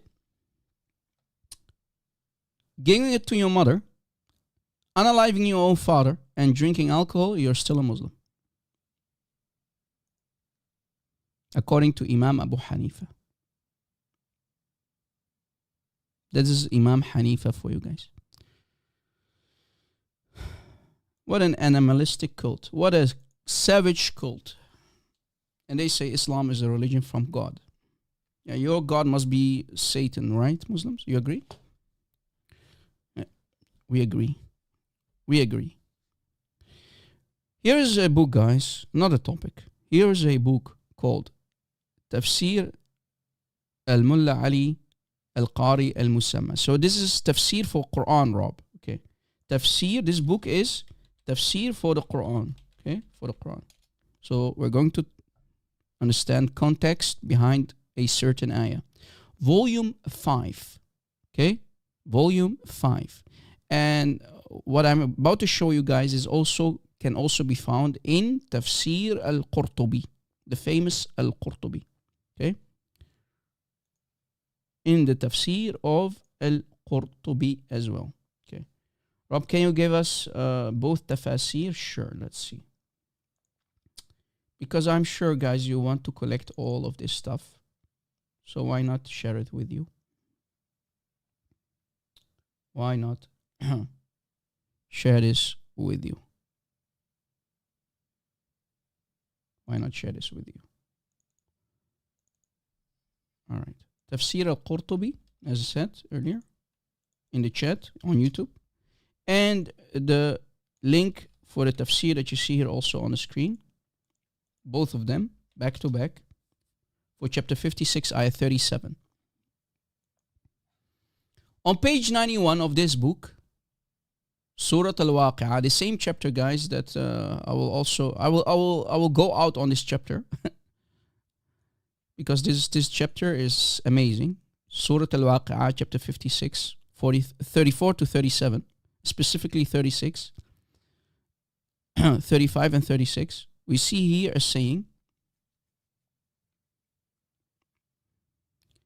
People are asking Muhammad, Ya Rasulullah, what will happen? Will we have intercourse in Jannah? Ya Rasulullah, are we going to also in the Jannah of Allah, in the paradise of Allah? Muhammad says, for sure. In both Tafsir al-Qurtubi and Tafsir Ali al-Qari, we showed you the Arabic, so I don't want to butcher you always with the Arabic, guys, because most of you don't know Arabic. But here is my translation.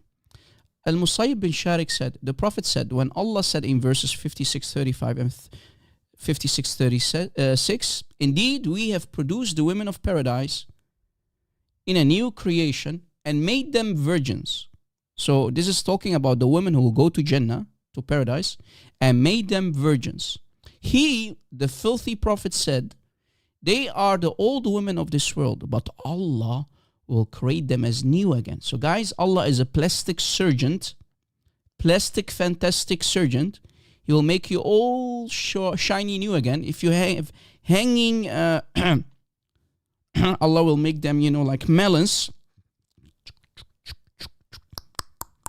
Don't worry. If they're saggy, Allah will give you plastic surgery. They are the old women of this world. So if you are an old woman in this world, but Allah will make you shiny and new again.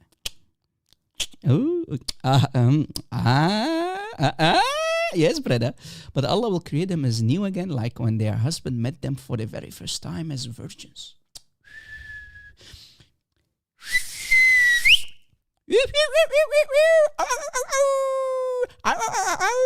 Yeah, brother. You remember those cartoons back in the old days, brother? When Aisha heard that, she said, Oh,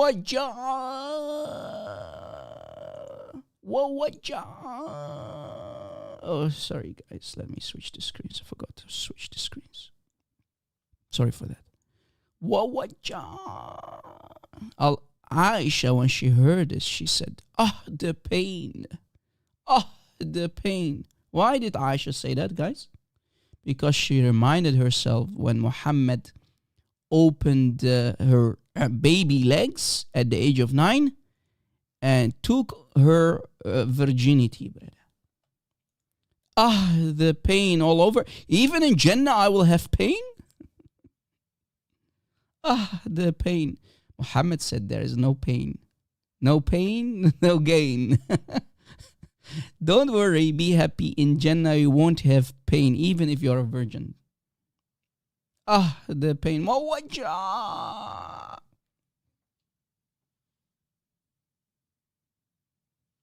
The pain.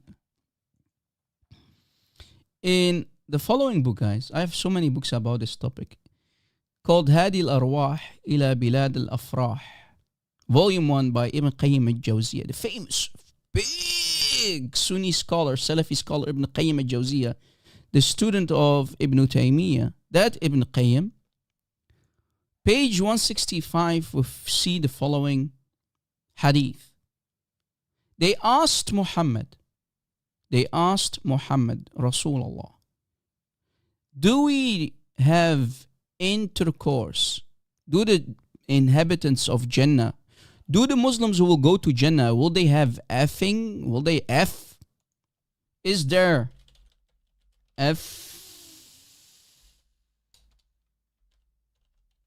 thing in Jannah?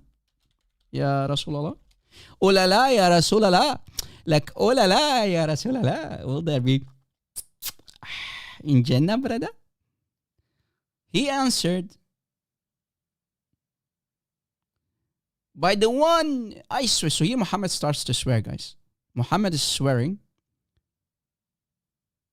I swear, and I swear by the moon and the stars, and I swear, and I swear. Muhammad said, and I swear.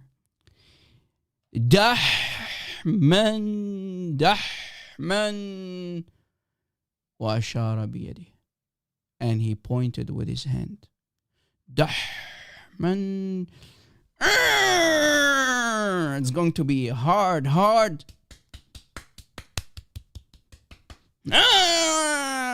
That's how hard it will be. So in Jannah, guys, it's very hard, hard corn. Very hard. As if you are a machine, baby. I'm a Terminator, baby. Adrian! All of the Muslim men, guys, will be like Italian stallions, baby. I'm convinced. Khalas.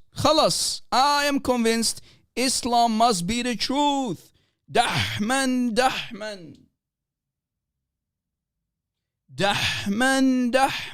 Hard.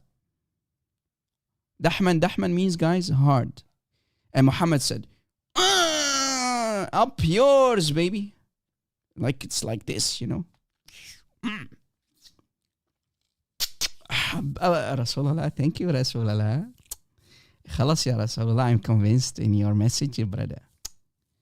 It's hard? Yes, very hard, brother. Hard, brother.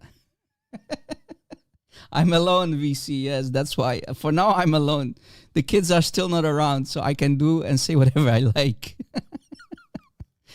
Guys, people who know me, people who've been watching my videos and live shows for many years now, I will never be political correct.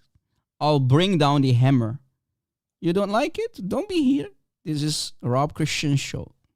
And I'm here to destroy this religion, left and right.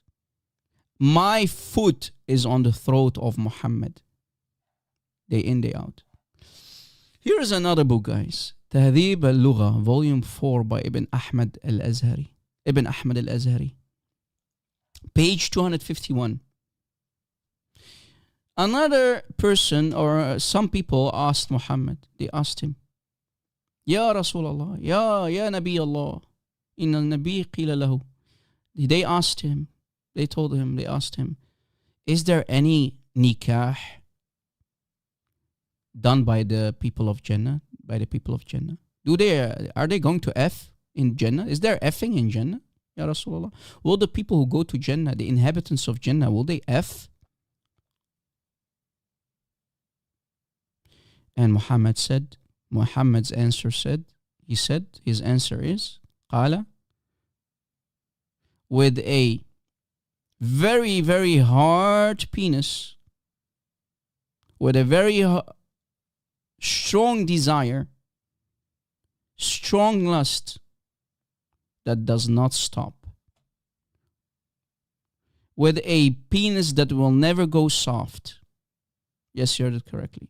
With a penis that will never go soft, and a sexual desire that will never stop. Unlimited sex with a eternal erection. وقال دحمن. Very, very, very, very hard. The screen is in front of you. The translation is in front of you, baby. The Prophet was asked, do the people of Jannah do nikah? He said, with a that doesn't go soft and with a sexual desire, brother, that does not stop. And he said, Dahman.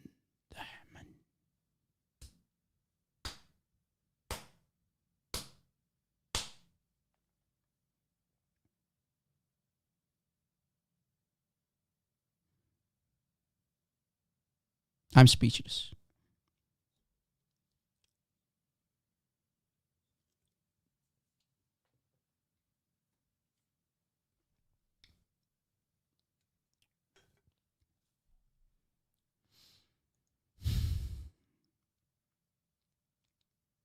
Next topic.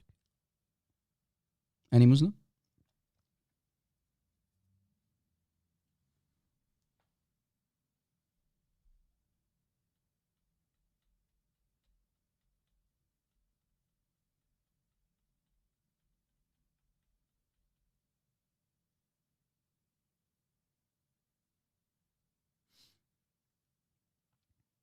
Any Muslim?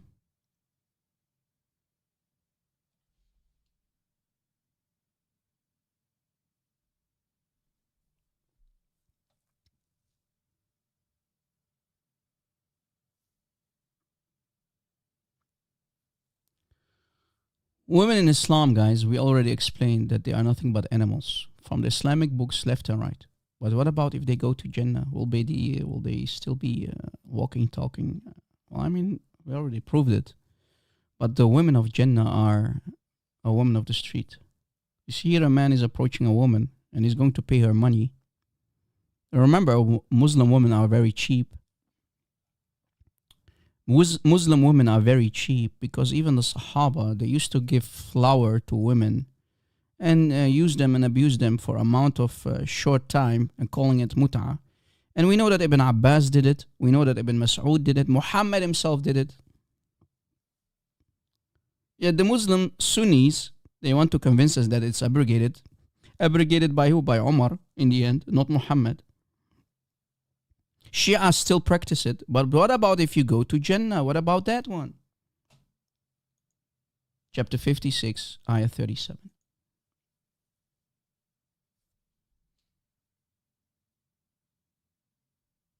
Chapter 56, ayah 37.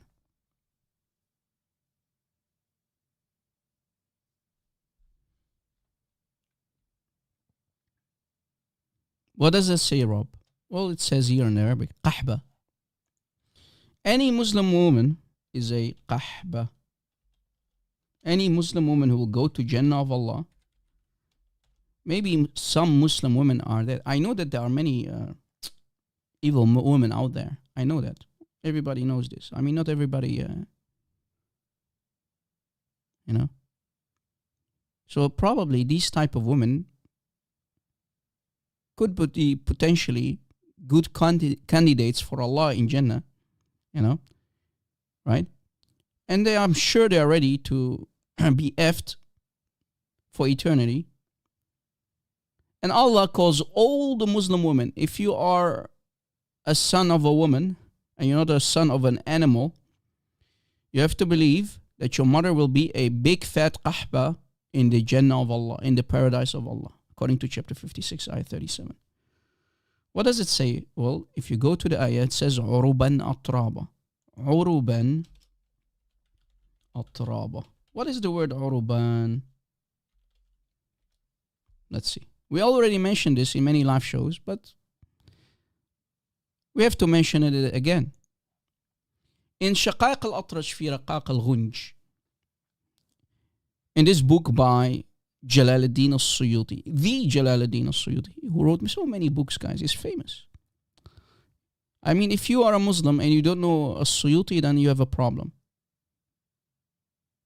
Right? If you don't know Imam al-Suyuti, Imam al-Hafiz, Jalaluddin Abd al-Rahman bin Abi Bakr al-Suyuti, who died in the year 911 Hijrah, and here's the cover of the book, look guys. He died in the year 911 Hijrah. Jalaluddin Abd al-Rahman bin Abi Bakr al-Suyuti, short for Jalaluddin al-Suyuti, then you're a big fat jahil. A big fat illiterate like your prophet. Right? Okay, this is the title of the book. We go to page 69. Page 69. Do you see it? 69 in the Arabic. I have the entire book. Okay. Look. In the saying of Allah, قال Allah. So who's talking Allah? قال Allah Ta'ala in His Quran. في صفة نساء أهل الجنة. For the description of women who will go to Jannah. The people, the women of Jannah. The women of Jannah. So Allah is describing the women of Jannah, okay? Are you catching it, guys? Are you following me? Give me one. No side topics, please. Allah gives a description of the women who will go to Jannah, okay? إِنَّ إِنْ شَأْنَهُنَّ إِنْ شَاءً فَجَعَلْنَهُنَّ أَبْكَارًا عُرُبًا أَتْرَابًا. عُرُبًا أَتْرَابًا. The word عُرُبًا, what does that mean? Oh, Sheikh Rob Christian, what does that mean? عُرُبًا أَتْرَابًا in chapter 56, ayah 37. What does that mean, Ya Rob Christian? 56:37, the عُرُبًا, what does that mean? According to the scholars, أطبق المفسرون. All the scholars, when you see alif lam with the definite article, the commentators, remember it says the commentators, it means all of them. Right? The commentators, alif lam, al-mufassirun, wa ahl al-lugha, the grammarians, the people behind the Arabic language. Both groups agree. So we have the commentators and we have ahl al-lugha, which means the grammarians. Okay? The scholars of the Arabic language. على إن العرب جمع عربة أو عرب وإنها القحبة.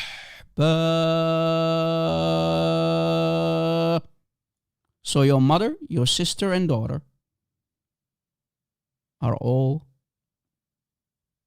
قحبة. يا ولاد قحيب. يا ولاد قحيب. O sons of قحبas. So if your mother is a qahba and she gave birth to you, you must be a daughter or son of a qahba according to Allah. Al-qahba. Speaking from Kayf Hira. Al-qahba ba ba ba. Al-qahba ba ba ba. Congratulations, Muslims. All of you are sons and daughters of a qahba. Your mother, your sister and daughter, if they go to Jannah, if they go to the paradise of Allah, according to Allah Himself, they will be uruban atraba. And what is the meaning of uruban? Because it's a very classical word. It means what you see on the screen.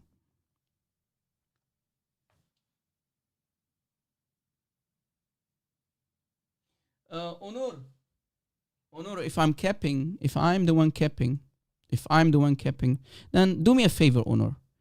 Can you burn your books, burn your Quran, burn your books, because these are your books, not mine. I'm not the Muslim you are. Burn your books, burn your Quran, burn your scholars, throw them all under the bus and keep burning them like Uthman burned the original Qurans. Because Uthman burned the original Qurans.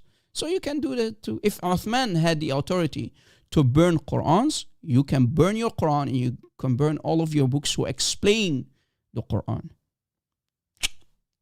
Do it, brother. You can do it. You can do it, brother.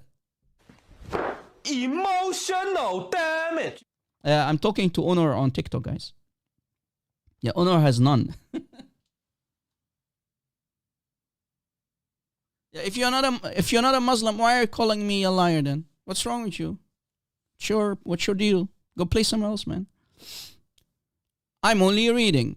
How am I capping? What's wrong with these people, man? Honest to God, what's wrong with people? I mean, this guy claims to be not a Muslim, yet he calls me a liar. Well, I'm sure you're not a Muslim. Yeah, I'm not a Muslim. I'm too embarrassed to say that I'm a Muslim. Yeah, boy. Yeah. You're not a Muslim and you're defending Islam and the filth of Islam, right? Probably you have a Muslim girlfriend, right? You have a Muslim girlfriend? You have a Muslim girlfriend, right? Yeah. Or maybe you're a girl and you have a Muslim boyfriend. Maybe that's the kid. Yeah, you're capping her up. Yeah, brother. Now, guys, this is what?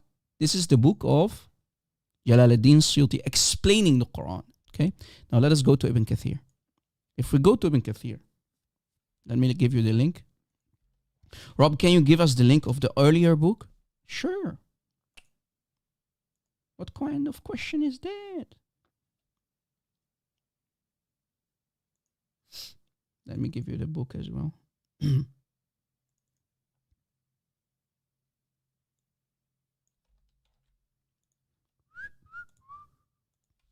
I have all Z books, brother. I have all Z books. Okay, so you have now both tafsir. Okay, so in Ibn Kathir, guys, let's see what Ibn Kathir says. Now, guys, before I show you the tafsir of Ibn Kathir, you need to know something about Ibn Kathir. Ibn Kathir is one of the biggest deceivers of them all. Why? You'll soon conclude it for yourself as well. Ibn Kathir is too embarrassed. He is too embarrassed to give us the actual definition of the word. Like As-Suyuti. As-Suyuti is more honest, okay? As-Suyuti is more honest, as you saw. He gives us the definite meaning, the real meaning of the word uruban. And it means qahba. Remember? It means qahba, according to As-Suyuti. We showed it already. Let's see what Ibn Kathir will do. Will he give us the real meaning of it, or will he give us a long description? A long description. I want the meaning. I don't want a description. But you know, what can we expect from these liars and deceivers who are too embarrassed about their religion? Rob, are you saying that even Ibn Kathir is embarrassed? Of course. Any Muslim is embarrassed about his religion. Not only today's Muslims, also the classical scholars. Okay. Look what it says here. Regarding the word uruban. Do you see it on the right, guys? Uruban. Uruban. I'm highlighting it. Uruban, okay? Ibn Kathir explains it this way. Uruban. Sa'id bin Jubair reported that Ibn Abbas said, guys, who is Ibn Abbas? Anybody? Who is Ibn Abbas? Brothers and sisters in the chat, who is Ibn Abbas? Anyone?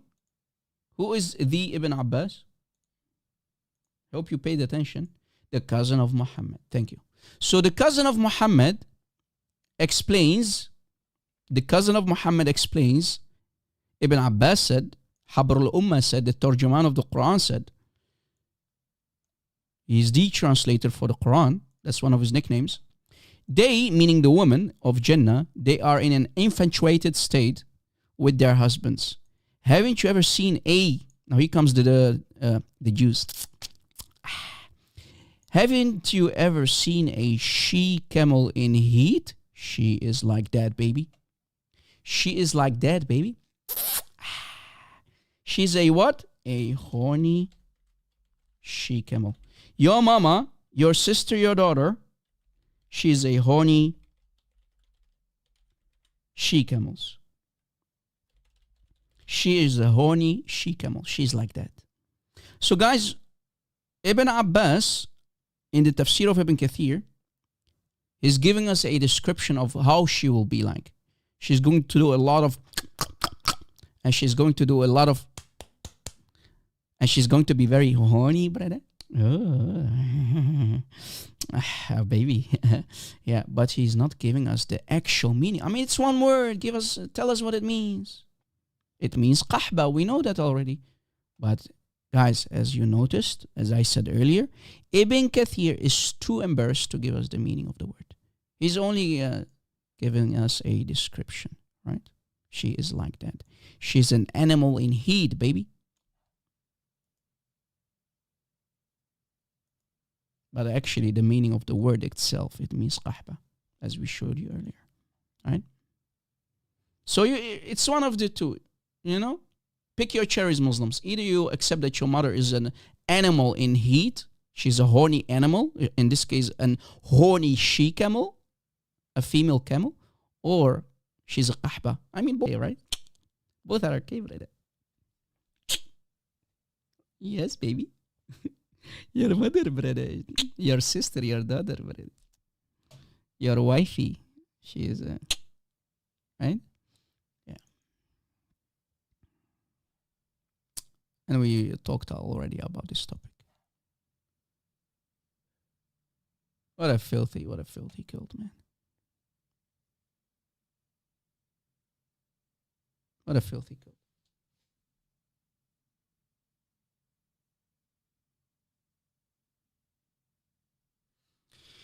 Yeah, guys, we have one Muslim in the queue.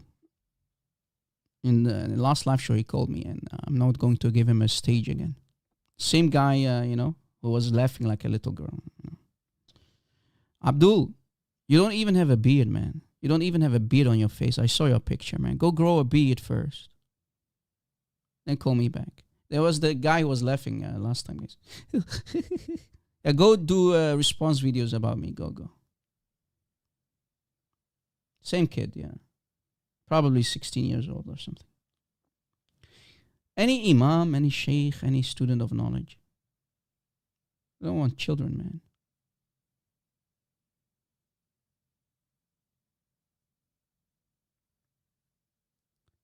Any student of knowledge, any sheikh. Shuyukh, why are you hiding? Why are you sending me puppies to get slaughtered? I'm tired of slaughtering the same puppies all over again, guys. Tired of the nonsense, man. Bring me someone who's knowledgeable.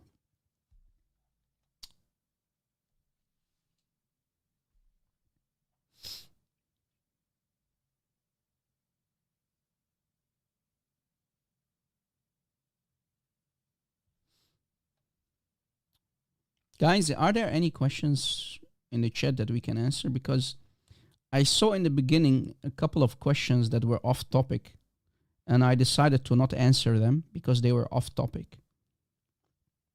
Any questions in the chat that we can answer? Jesus is Lord, for sure. Why not?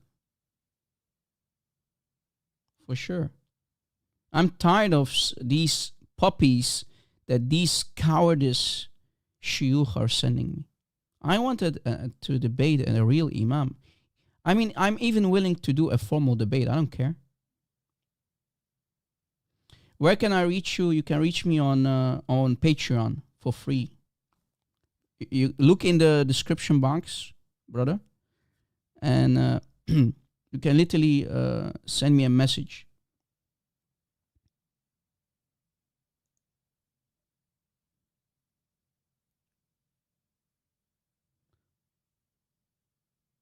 Well, of course, the answer is yes, brother False Muhammad. Of course.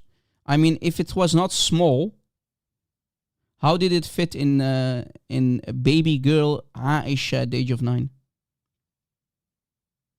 All right, brother Jesus Lord. If Muhammad's banana was not like 1 inch, how did it fit in a private part of a 9-year-old? Or else are you going to tell me that Aisha at the age of 9 had a big fat Virginia?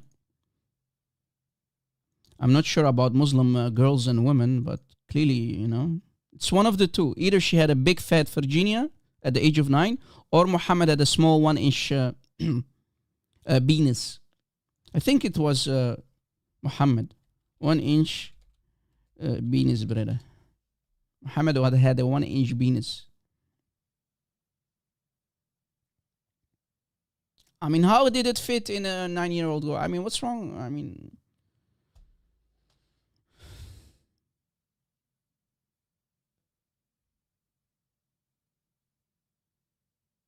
Muhammad was a meanie, man. Well, clearly, yes. I mean, if Muhammad can give it to a 9-year-old, yeah, what does that say?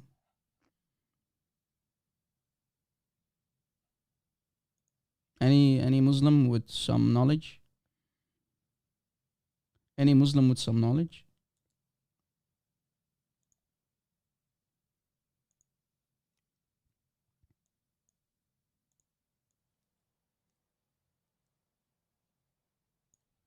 Any Muslim with some knowledge?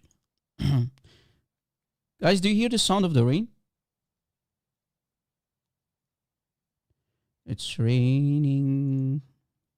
It's raining. You can't hear the sound of the rain? Why is that?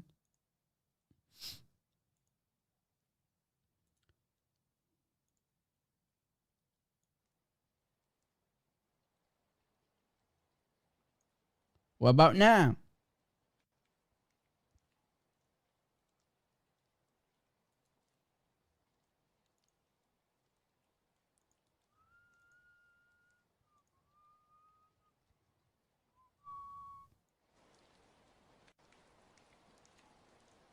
What about now? Guys, for some reason, I love the sound of rain, man. I love it, man.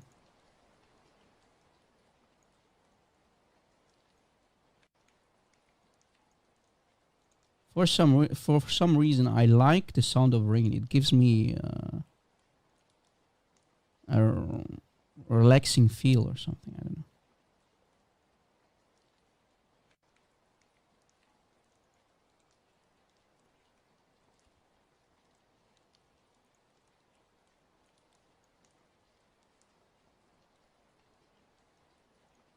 Yeah, it's refreshing, right? I don't know. It gives me comfort. I don't know. Maybe it's just me, but I like it. Oh, man.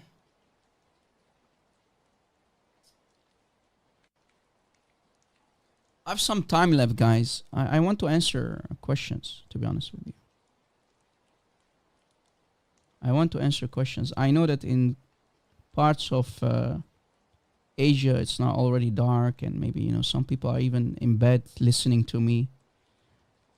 Let me put you asleep, baby. Listen to the sound of my voice. Rob, you're killing me. I know. Sorry, guys. 1 a.m.? Wow, it's late at you. Go sleep, man. Sassi, why are you listening to me, man? Why are you listening to a kafir like me? I'm a big fat kafir, man. I'm a work in progress. Pray for my sins, guys. Please pray for my sins, guys. I need it. Pray for our safety. Pray for the safety of our children. We always need your prayers.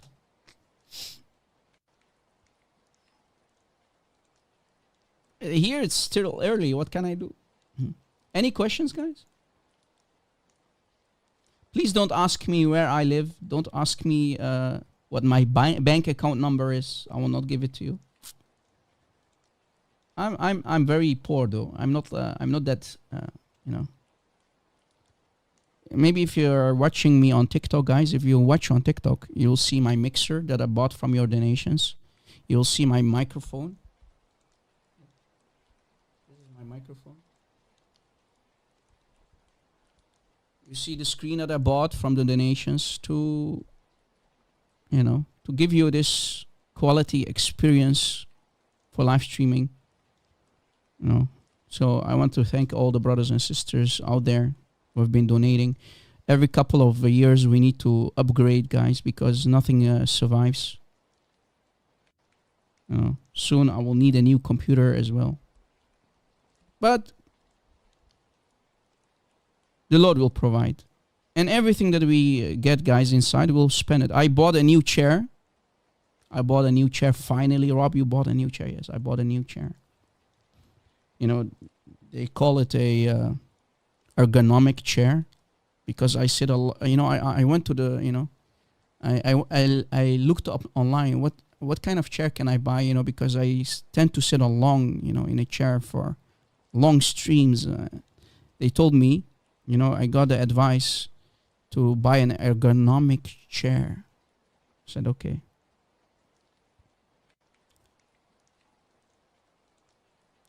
Rob, what is Yasin? You mean in the Quran, tribal dead?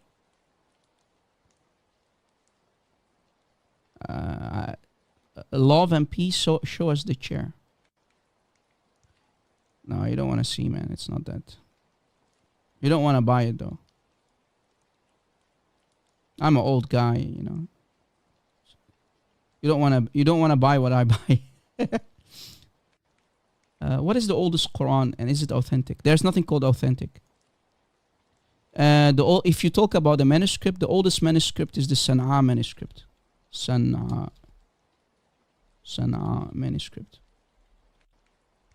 But it's a very bad manuscript. Even the one who wrote it did not know Arabic that well. Many mistakes, many extra words that they were added in the text, and it's not complete, and it's certainly not from the 7th century. It's not Ottomanic.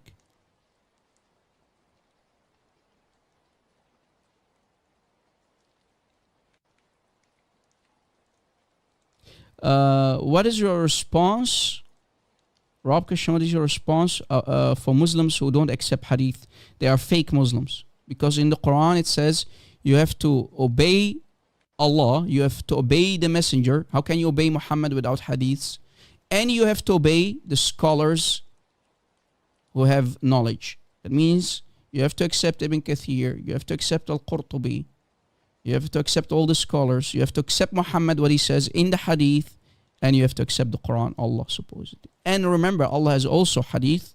Remember, the Quran itself is a hadith, but also you have something called hadith Qudsi. There are 40 supposed holy hadith. You have to accept them as well. Right?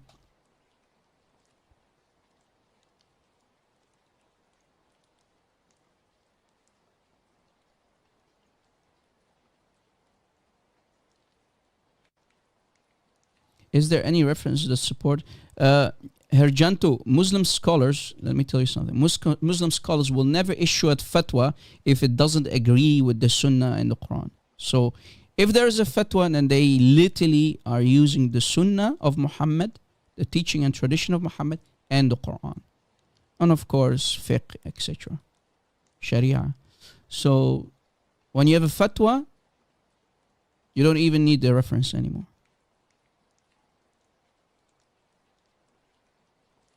DK, I gave you the answer.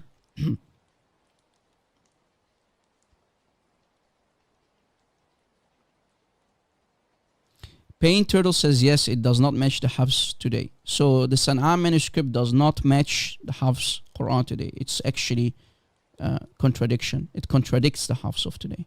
Yes. What is Surah Yasin? Yeah, I forgot. I almost forgot to answer that question. Yasin, the word Yasin in chapter 36, ayah 1, is the name of Allah. Rob, really? Yes. Let me prove it. Let me prove it. Let me prove it. Let me prove it. Let me prove it.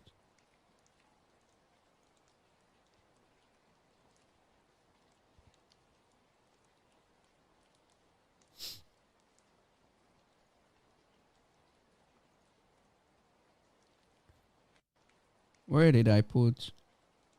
Yeah, here I think. Look, if we go to Ibn Kathir, guys.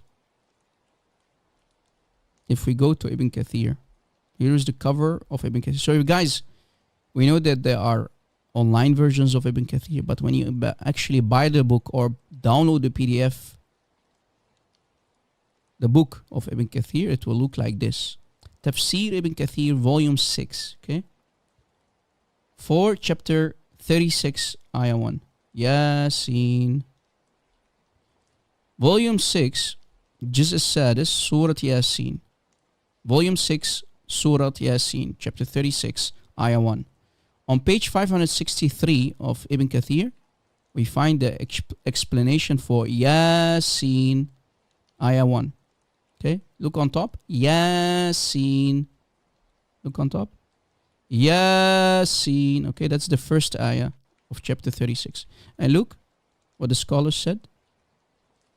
Inna Yasin bima'na ya insan. Yasin means, O human. And we go down to the next alinea. وقال مالك, etc. An.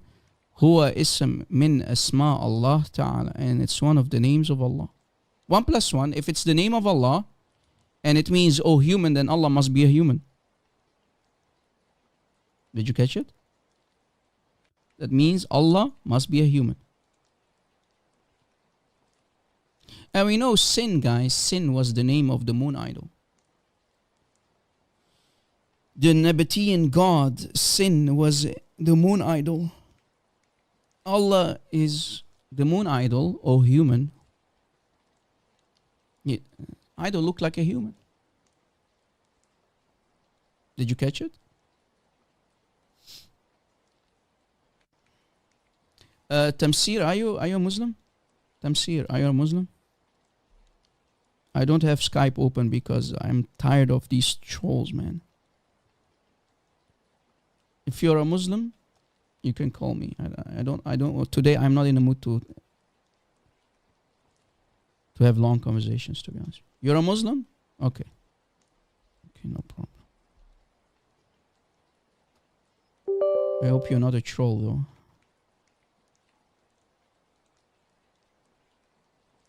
You have a fishy name. I think it's. I hope it's not Ultimate Fart. Skype is open.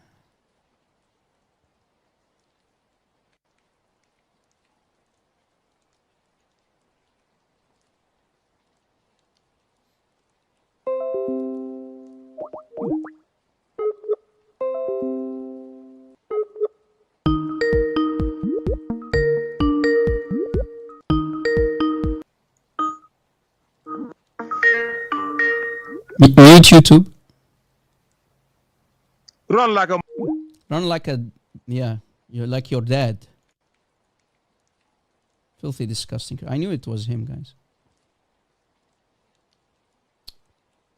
You must be one desperate stone kisser to show your colors.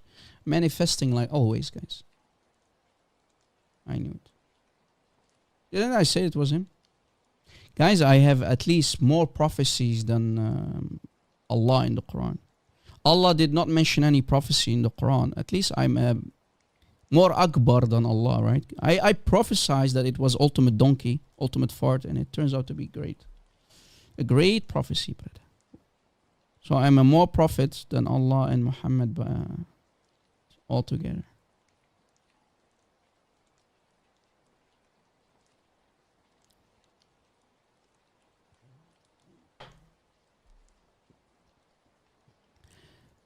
Oh, that's a big topic. Do you see what I see, guys? You see what I see on the screen? RC is FGM in Islam. What do you think? Guys, what do you think? People in the chat, can you answer the question? RC is FGM in Islam. Let's see how many people will say yes and how many people will say no. Female genitalia mutilation.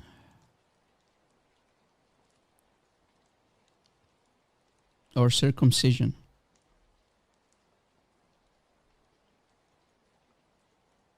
Let's see.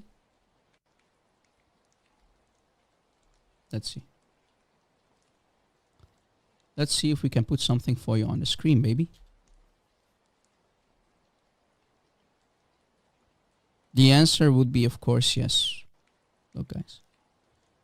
Here in the chapter above, for the hadith called Jam' at-Tirmidhi 109. Link, Rob. Please link, Rob. Yeah, here's the link. Don't worry. I will give it to you. It says in the chapter 80, what has been related when the two circumcised organs meet? Ghusl is required. When the two circumcised organs meet. So, a woman in Islam circumcised, and not only a man, but a woman as well. So when they meet, circumcised. Aisha, guys, was circumcised. It's in front of you.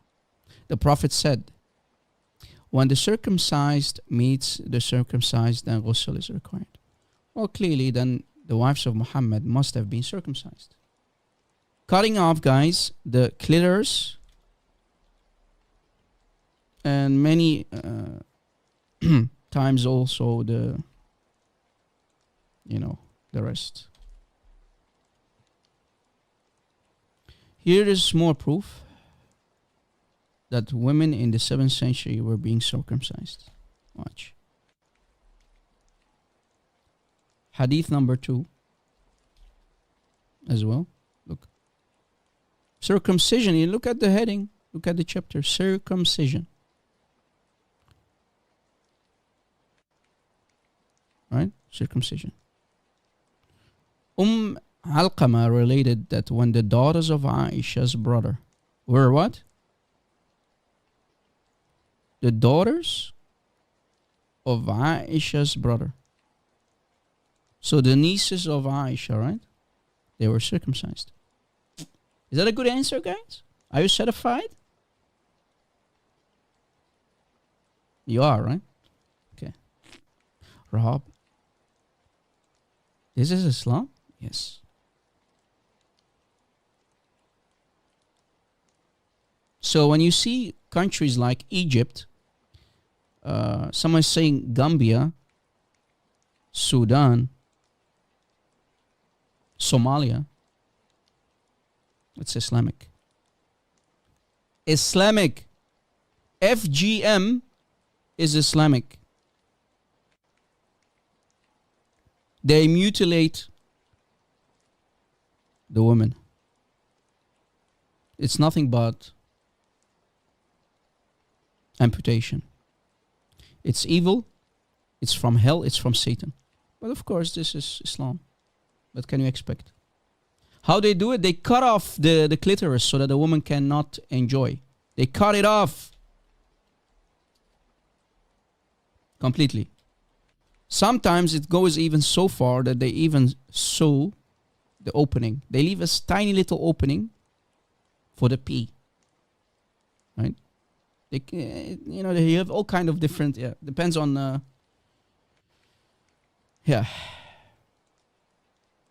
Very evil. It's very disturbing. It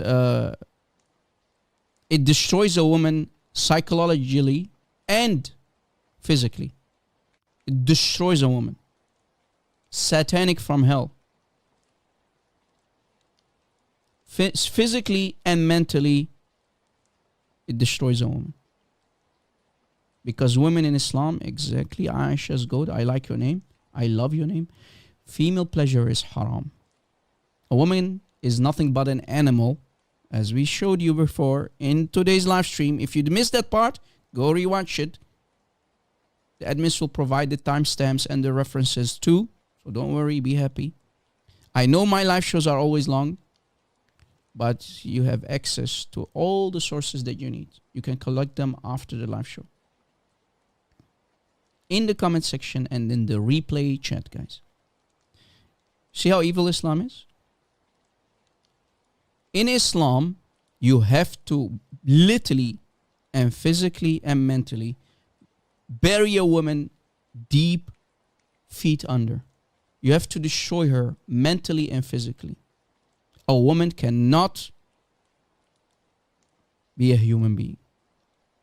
Did you catch it? Literally and physically and metaphorically. Call it what, it's a metaphor, circumcision, brother.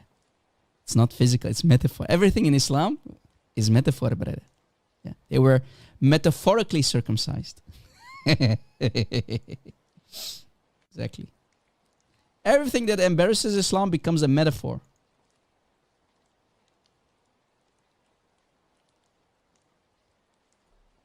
More questions, guys? Guys, sometimes the chat goes too fast and I might miss a question or two. So please forgive me.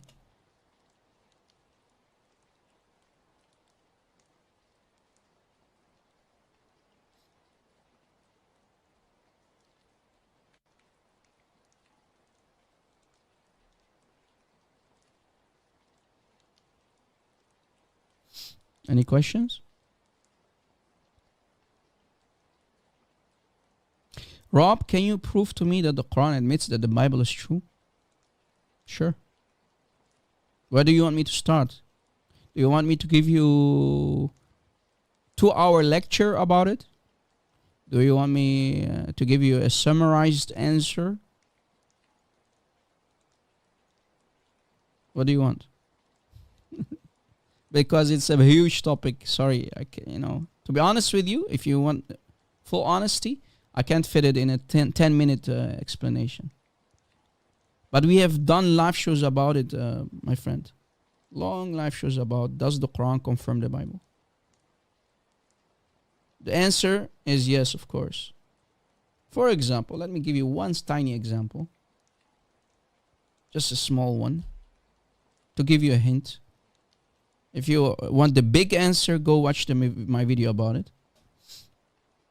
Guys, any topic, listen carefully, my dear brothers and sisters in the chat.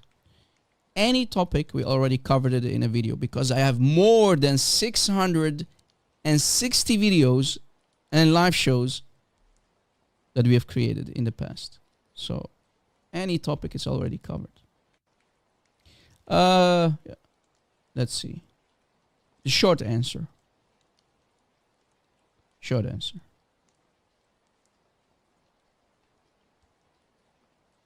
Short answer. And I will give you one of the most disturbing ones for any Muslim. That he or she will never swallow. And will reject like a bad toothache. Right? Look. If we go to chapter 3 of the Quran. Chapter 3 of the Quran, ayah 78. For example, for me is one of the big ones. It's a nuclear bomb, to be honest with you. Chapter 3, 78. Here's what it says, guys. Look, read with me. And there is a party, وَمِنْهُمْ, a group of them, part of them, who twist their tongues while they recite the Quran, the book, to make you think that it's part of the book, when in fact it's not. So guys, this is talking about what? Twisting with the tongues, right? Corruption with the tongues. Pay attention. Tongues. Okay? Tongues. It's on the screen. So after reading the book, they twist the words inside the book with the tongues. So the book is not corrupted, but they twist after hearing or reading what is inside the book. Right? When in fact, it's not. So it's the twisting with the tongue. Pay attention. Okay? And they say, after twisting it with the tongue, they say it's from Allah, when in fact, it's not from Allah. This is very important stuff, guys. So they twist and lie about what is inside the book. So the books of Allah are not corrupted. The Torah and Injil and the Quran supposedly are not corrupted. But they twist after reading or hearing what is inside the book. Did you catch it? Orally, exactly. So the corruption is orally. For example, if I read, let me give you for example. I am reading chapter 1 of the Quran, ayah 1. Chapter 1, ayah 1. And I read it like this. The text says, Bismillah ar-Rahman ar-Rahim, but I read it as this. Bism ash-shaytan ar-Rahman ar-Rahim. Bism ash-shaytan, not Allah, ar-Rahman ar-Rahim. Did I just corrupt the Quran, guys? With my tongue? Did I corrupt the ayah with my tongue? Yes. Guys, all jokes aside, okay? Leave the jokes behind. Did I just corrupt the ayah with my tongue? The answer would be yes, right? That's what the ayah here in chapter 378 is saying. I did not corrupt the text. The actual text inside the book. I only corrupted with my tongue. Now if we go to the tafsir of Ibn Kathir.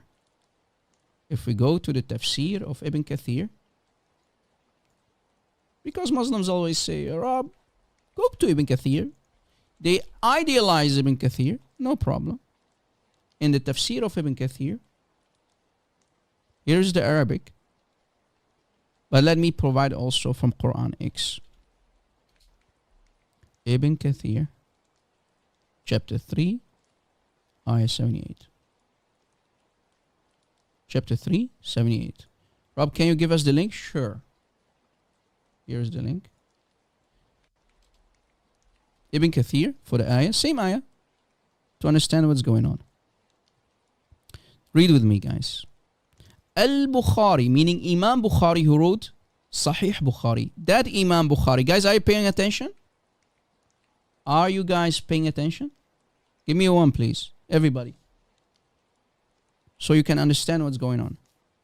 Imam Bukhari reported that Ibn Abbas said, who is Ibn Abbas? The cousin of Muhammad. When he talks, the whole ummah obeys. Okay? When he explains the ayah of the Quran, all the ummah obeys.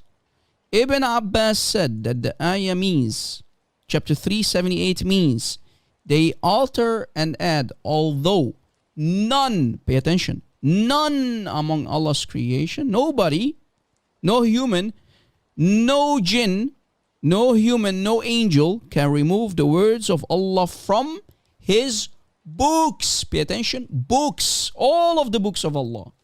All of the books of Allah. Did you catch it? Pay attention. Nobody can change Allah's words in His books. So, Ibn Kathir just destroyed any Muslim in 2024. Any Muslim who dares to say the Torah and Injil are corrupted. Any Muslim who would dare to say Allah's Torah and Injil are corrupted, he is a big fat liar. Ouch! Emotional damage. Nobody can change it. Boom! Nobody can change the Torah. Nobody can change the Injil. And nobody can change the Quran. Did you catch it? Boom, boom, boom, boom on your heads, Muslims. Deal with it. And it continues saying, they alter and distort their apparent meetings, of course, only with the tongues, as we showed earlier from the ayah itself.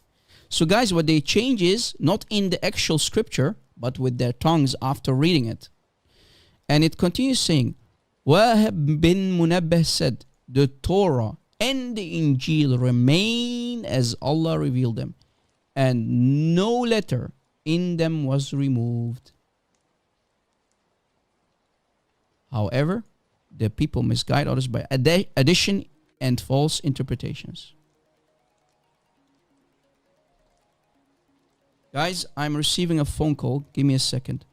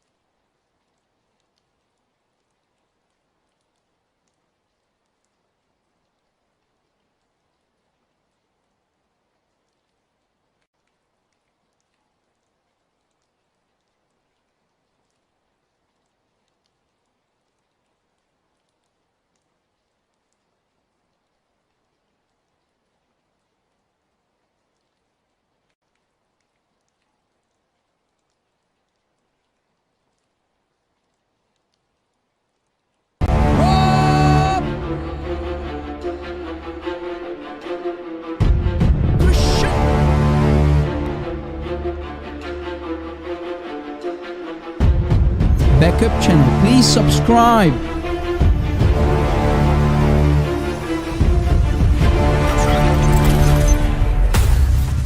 Did you subscribe, guys?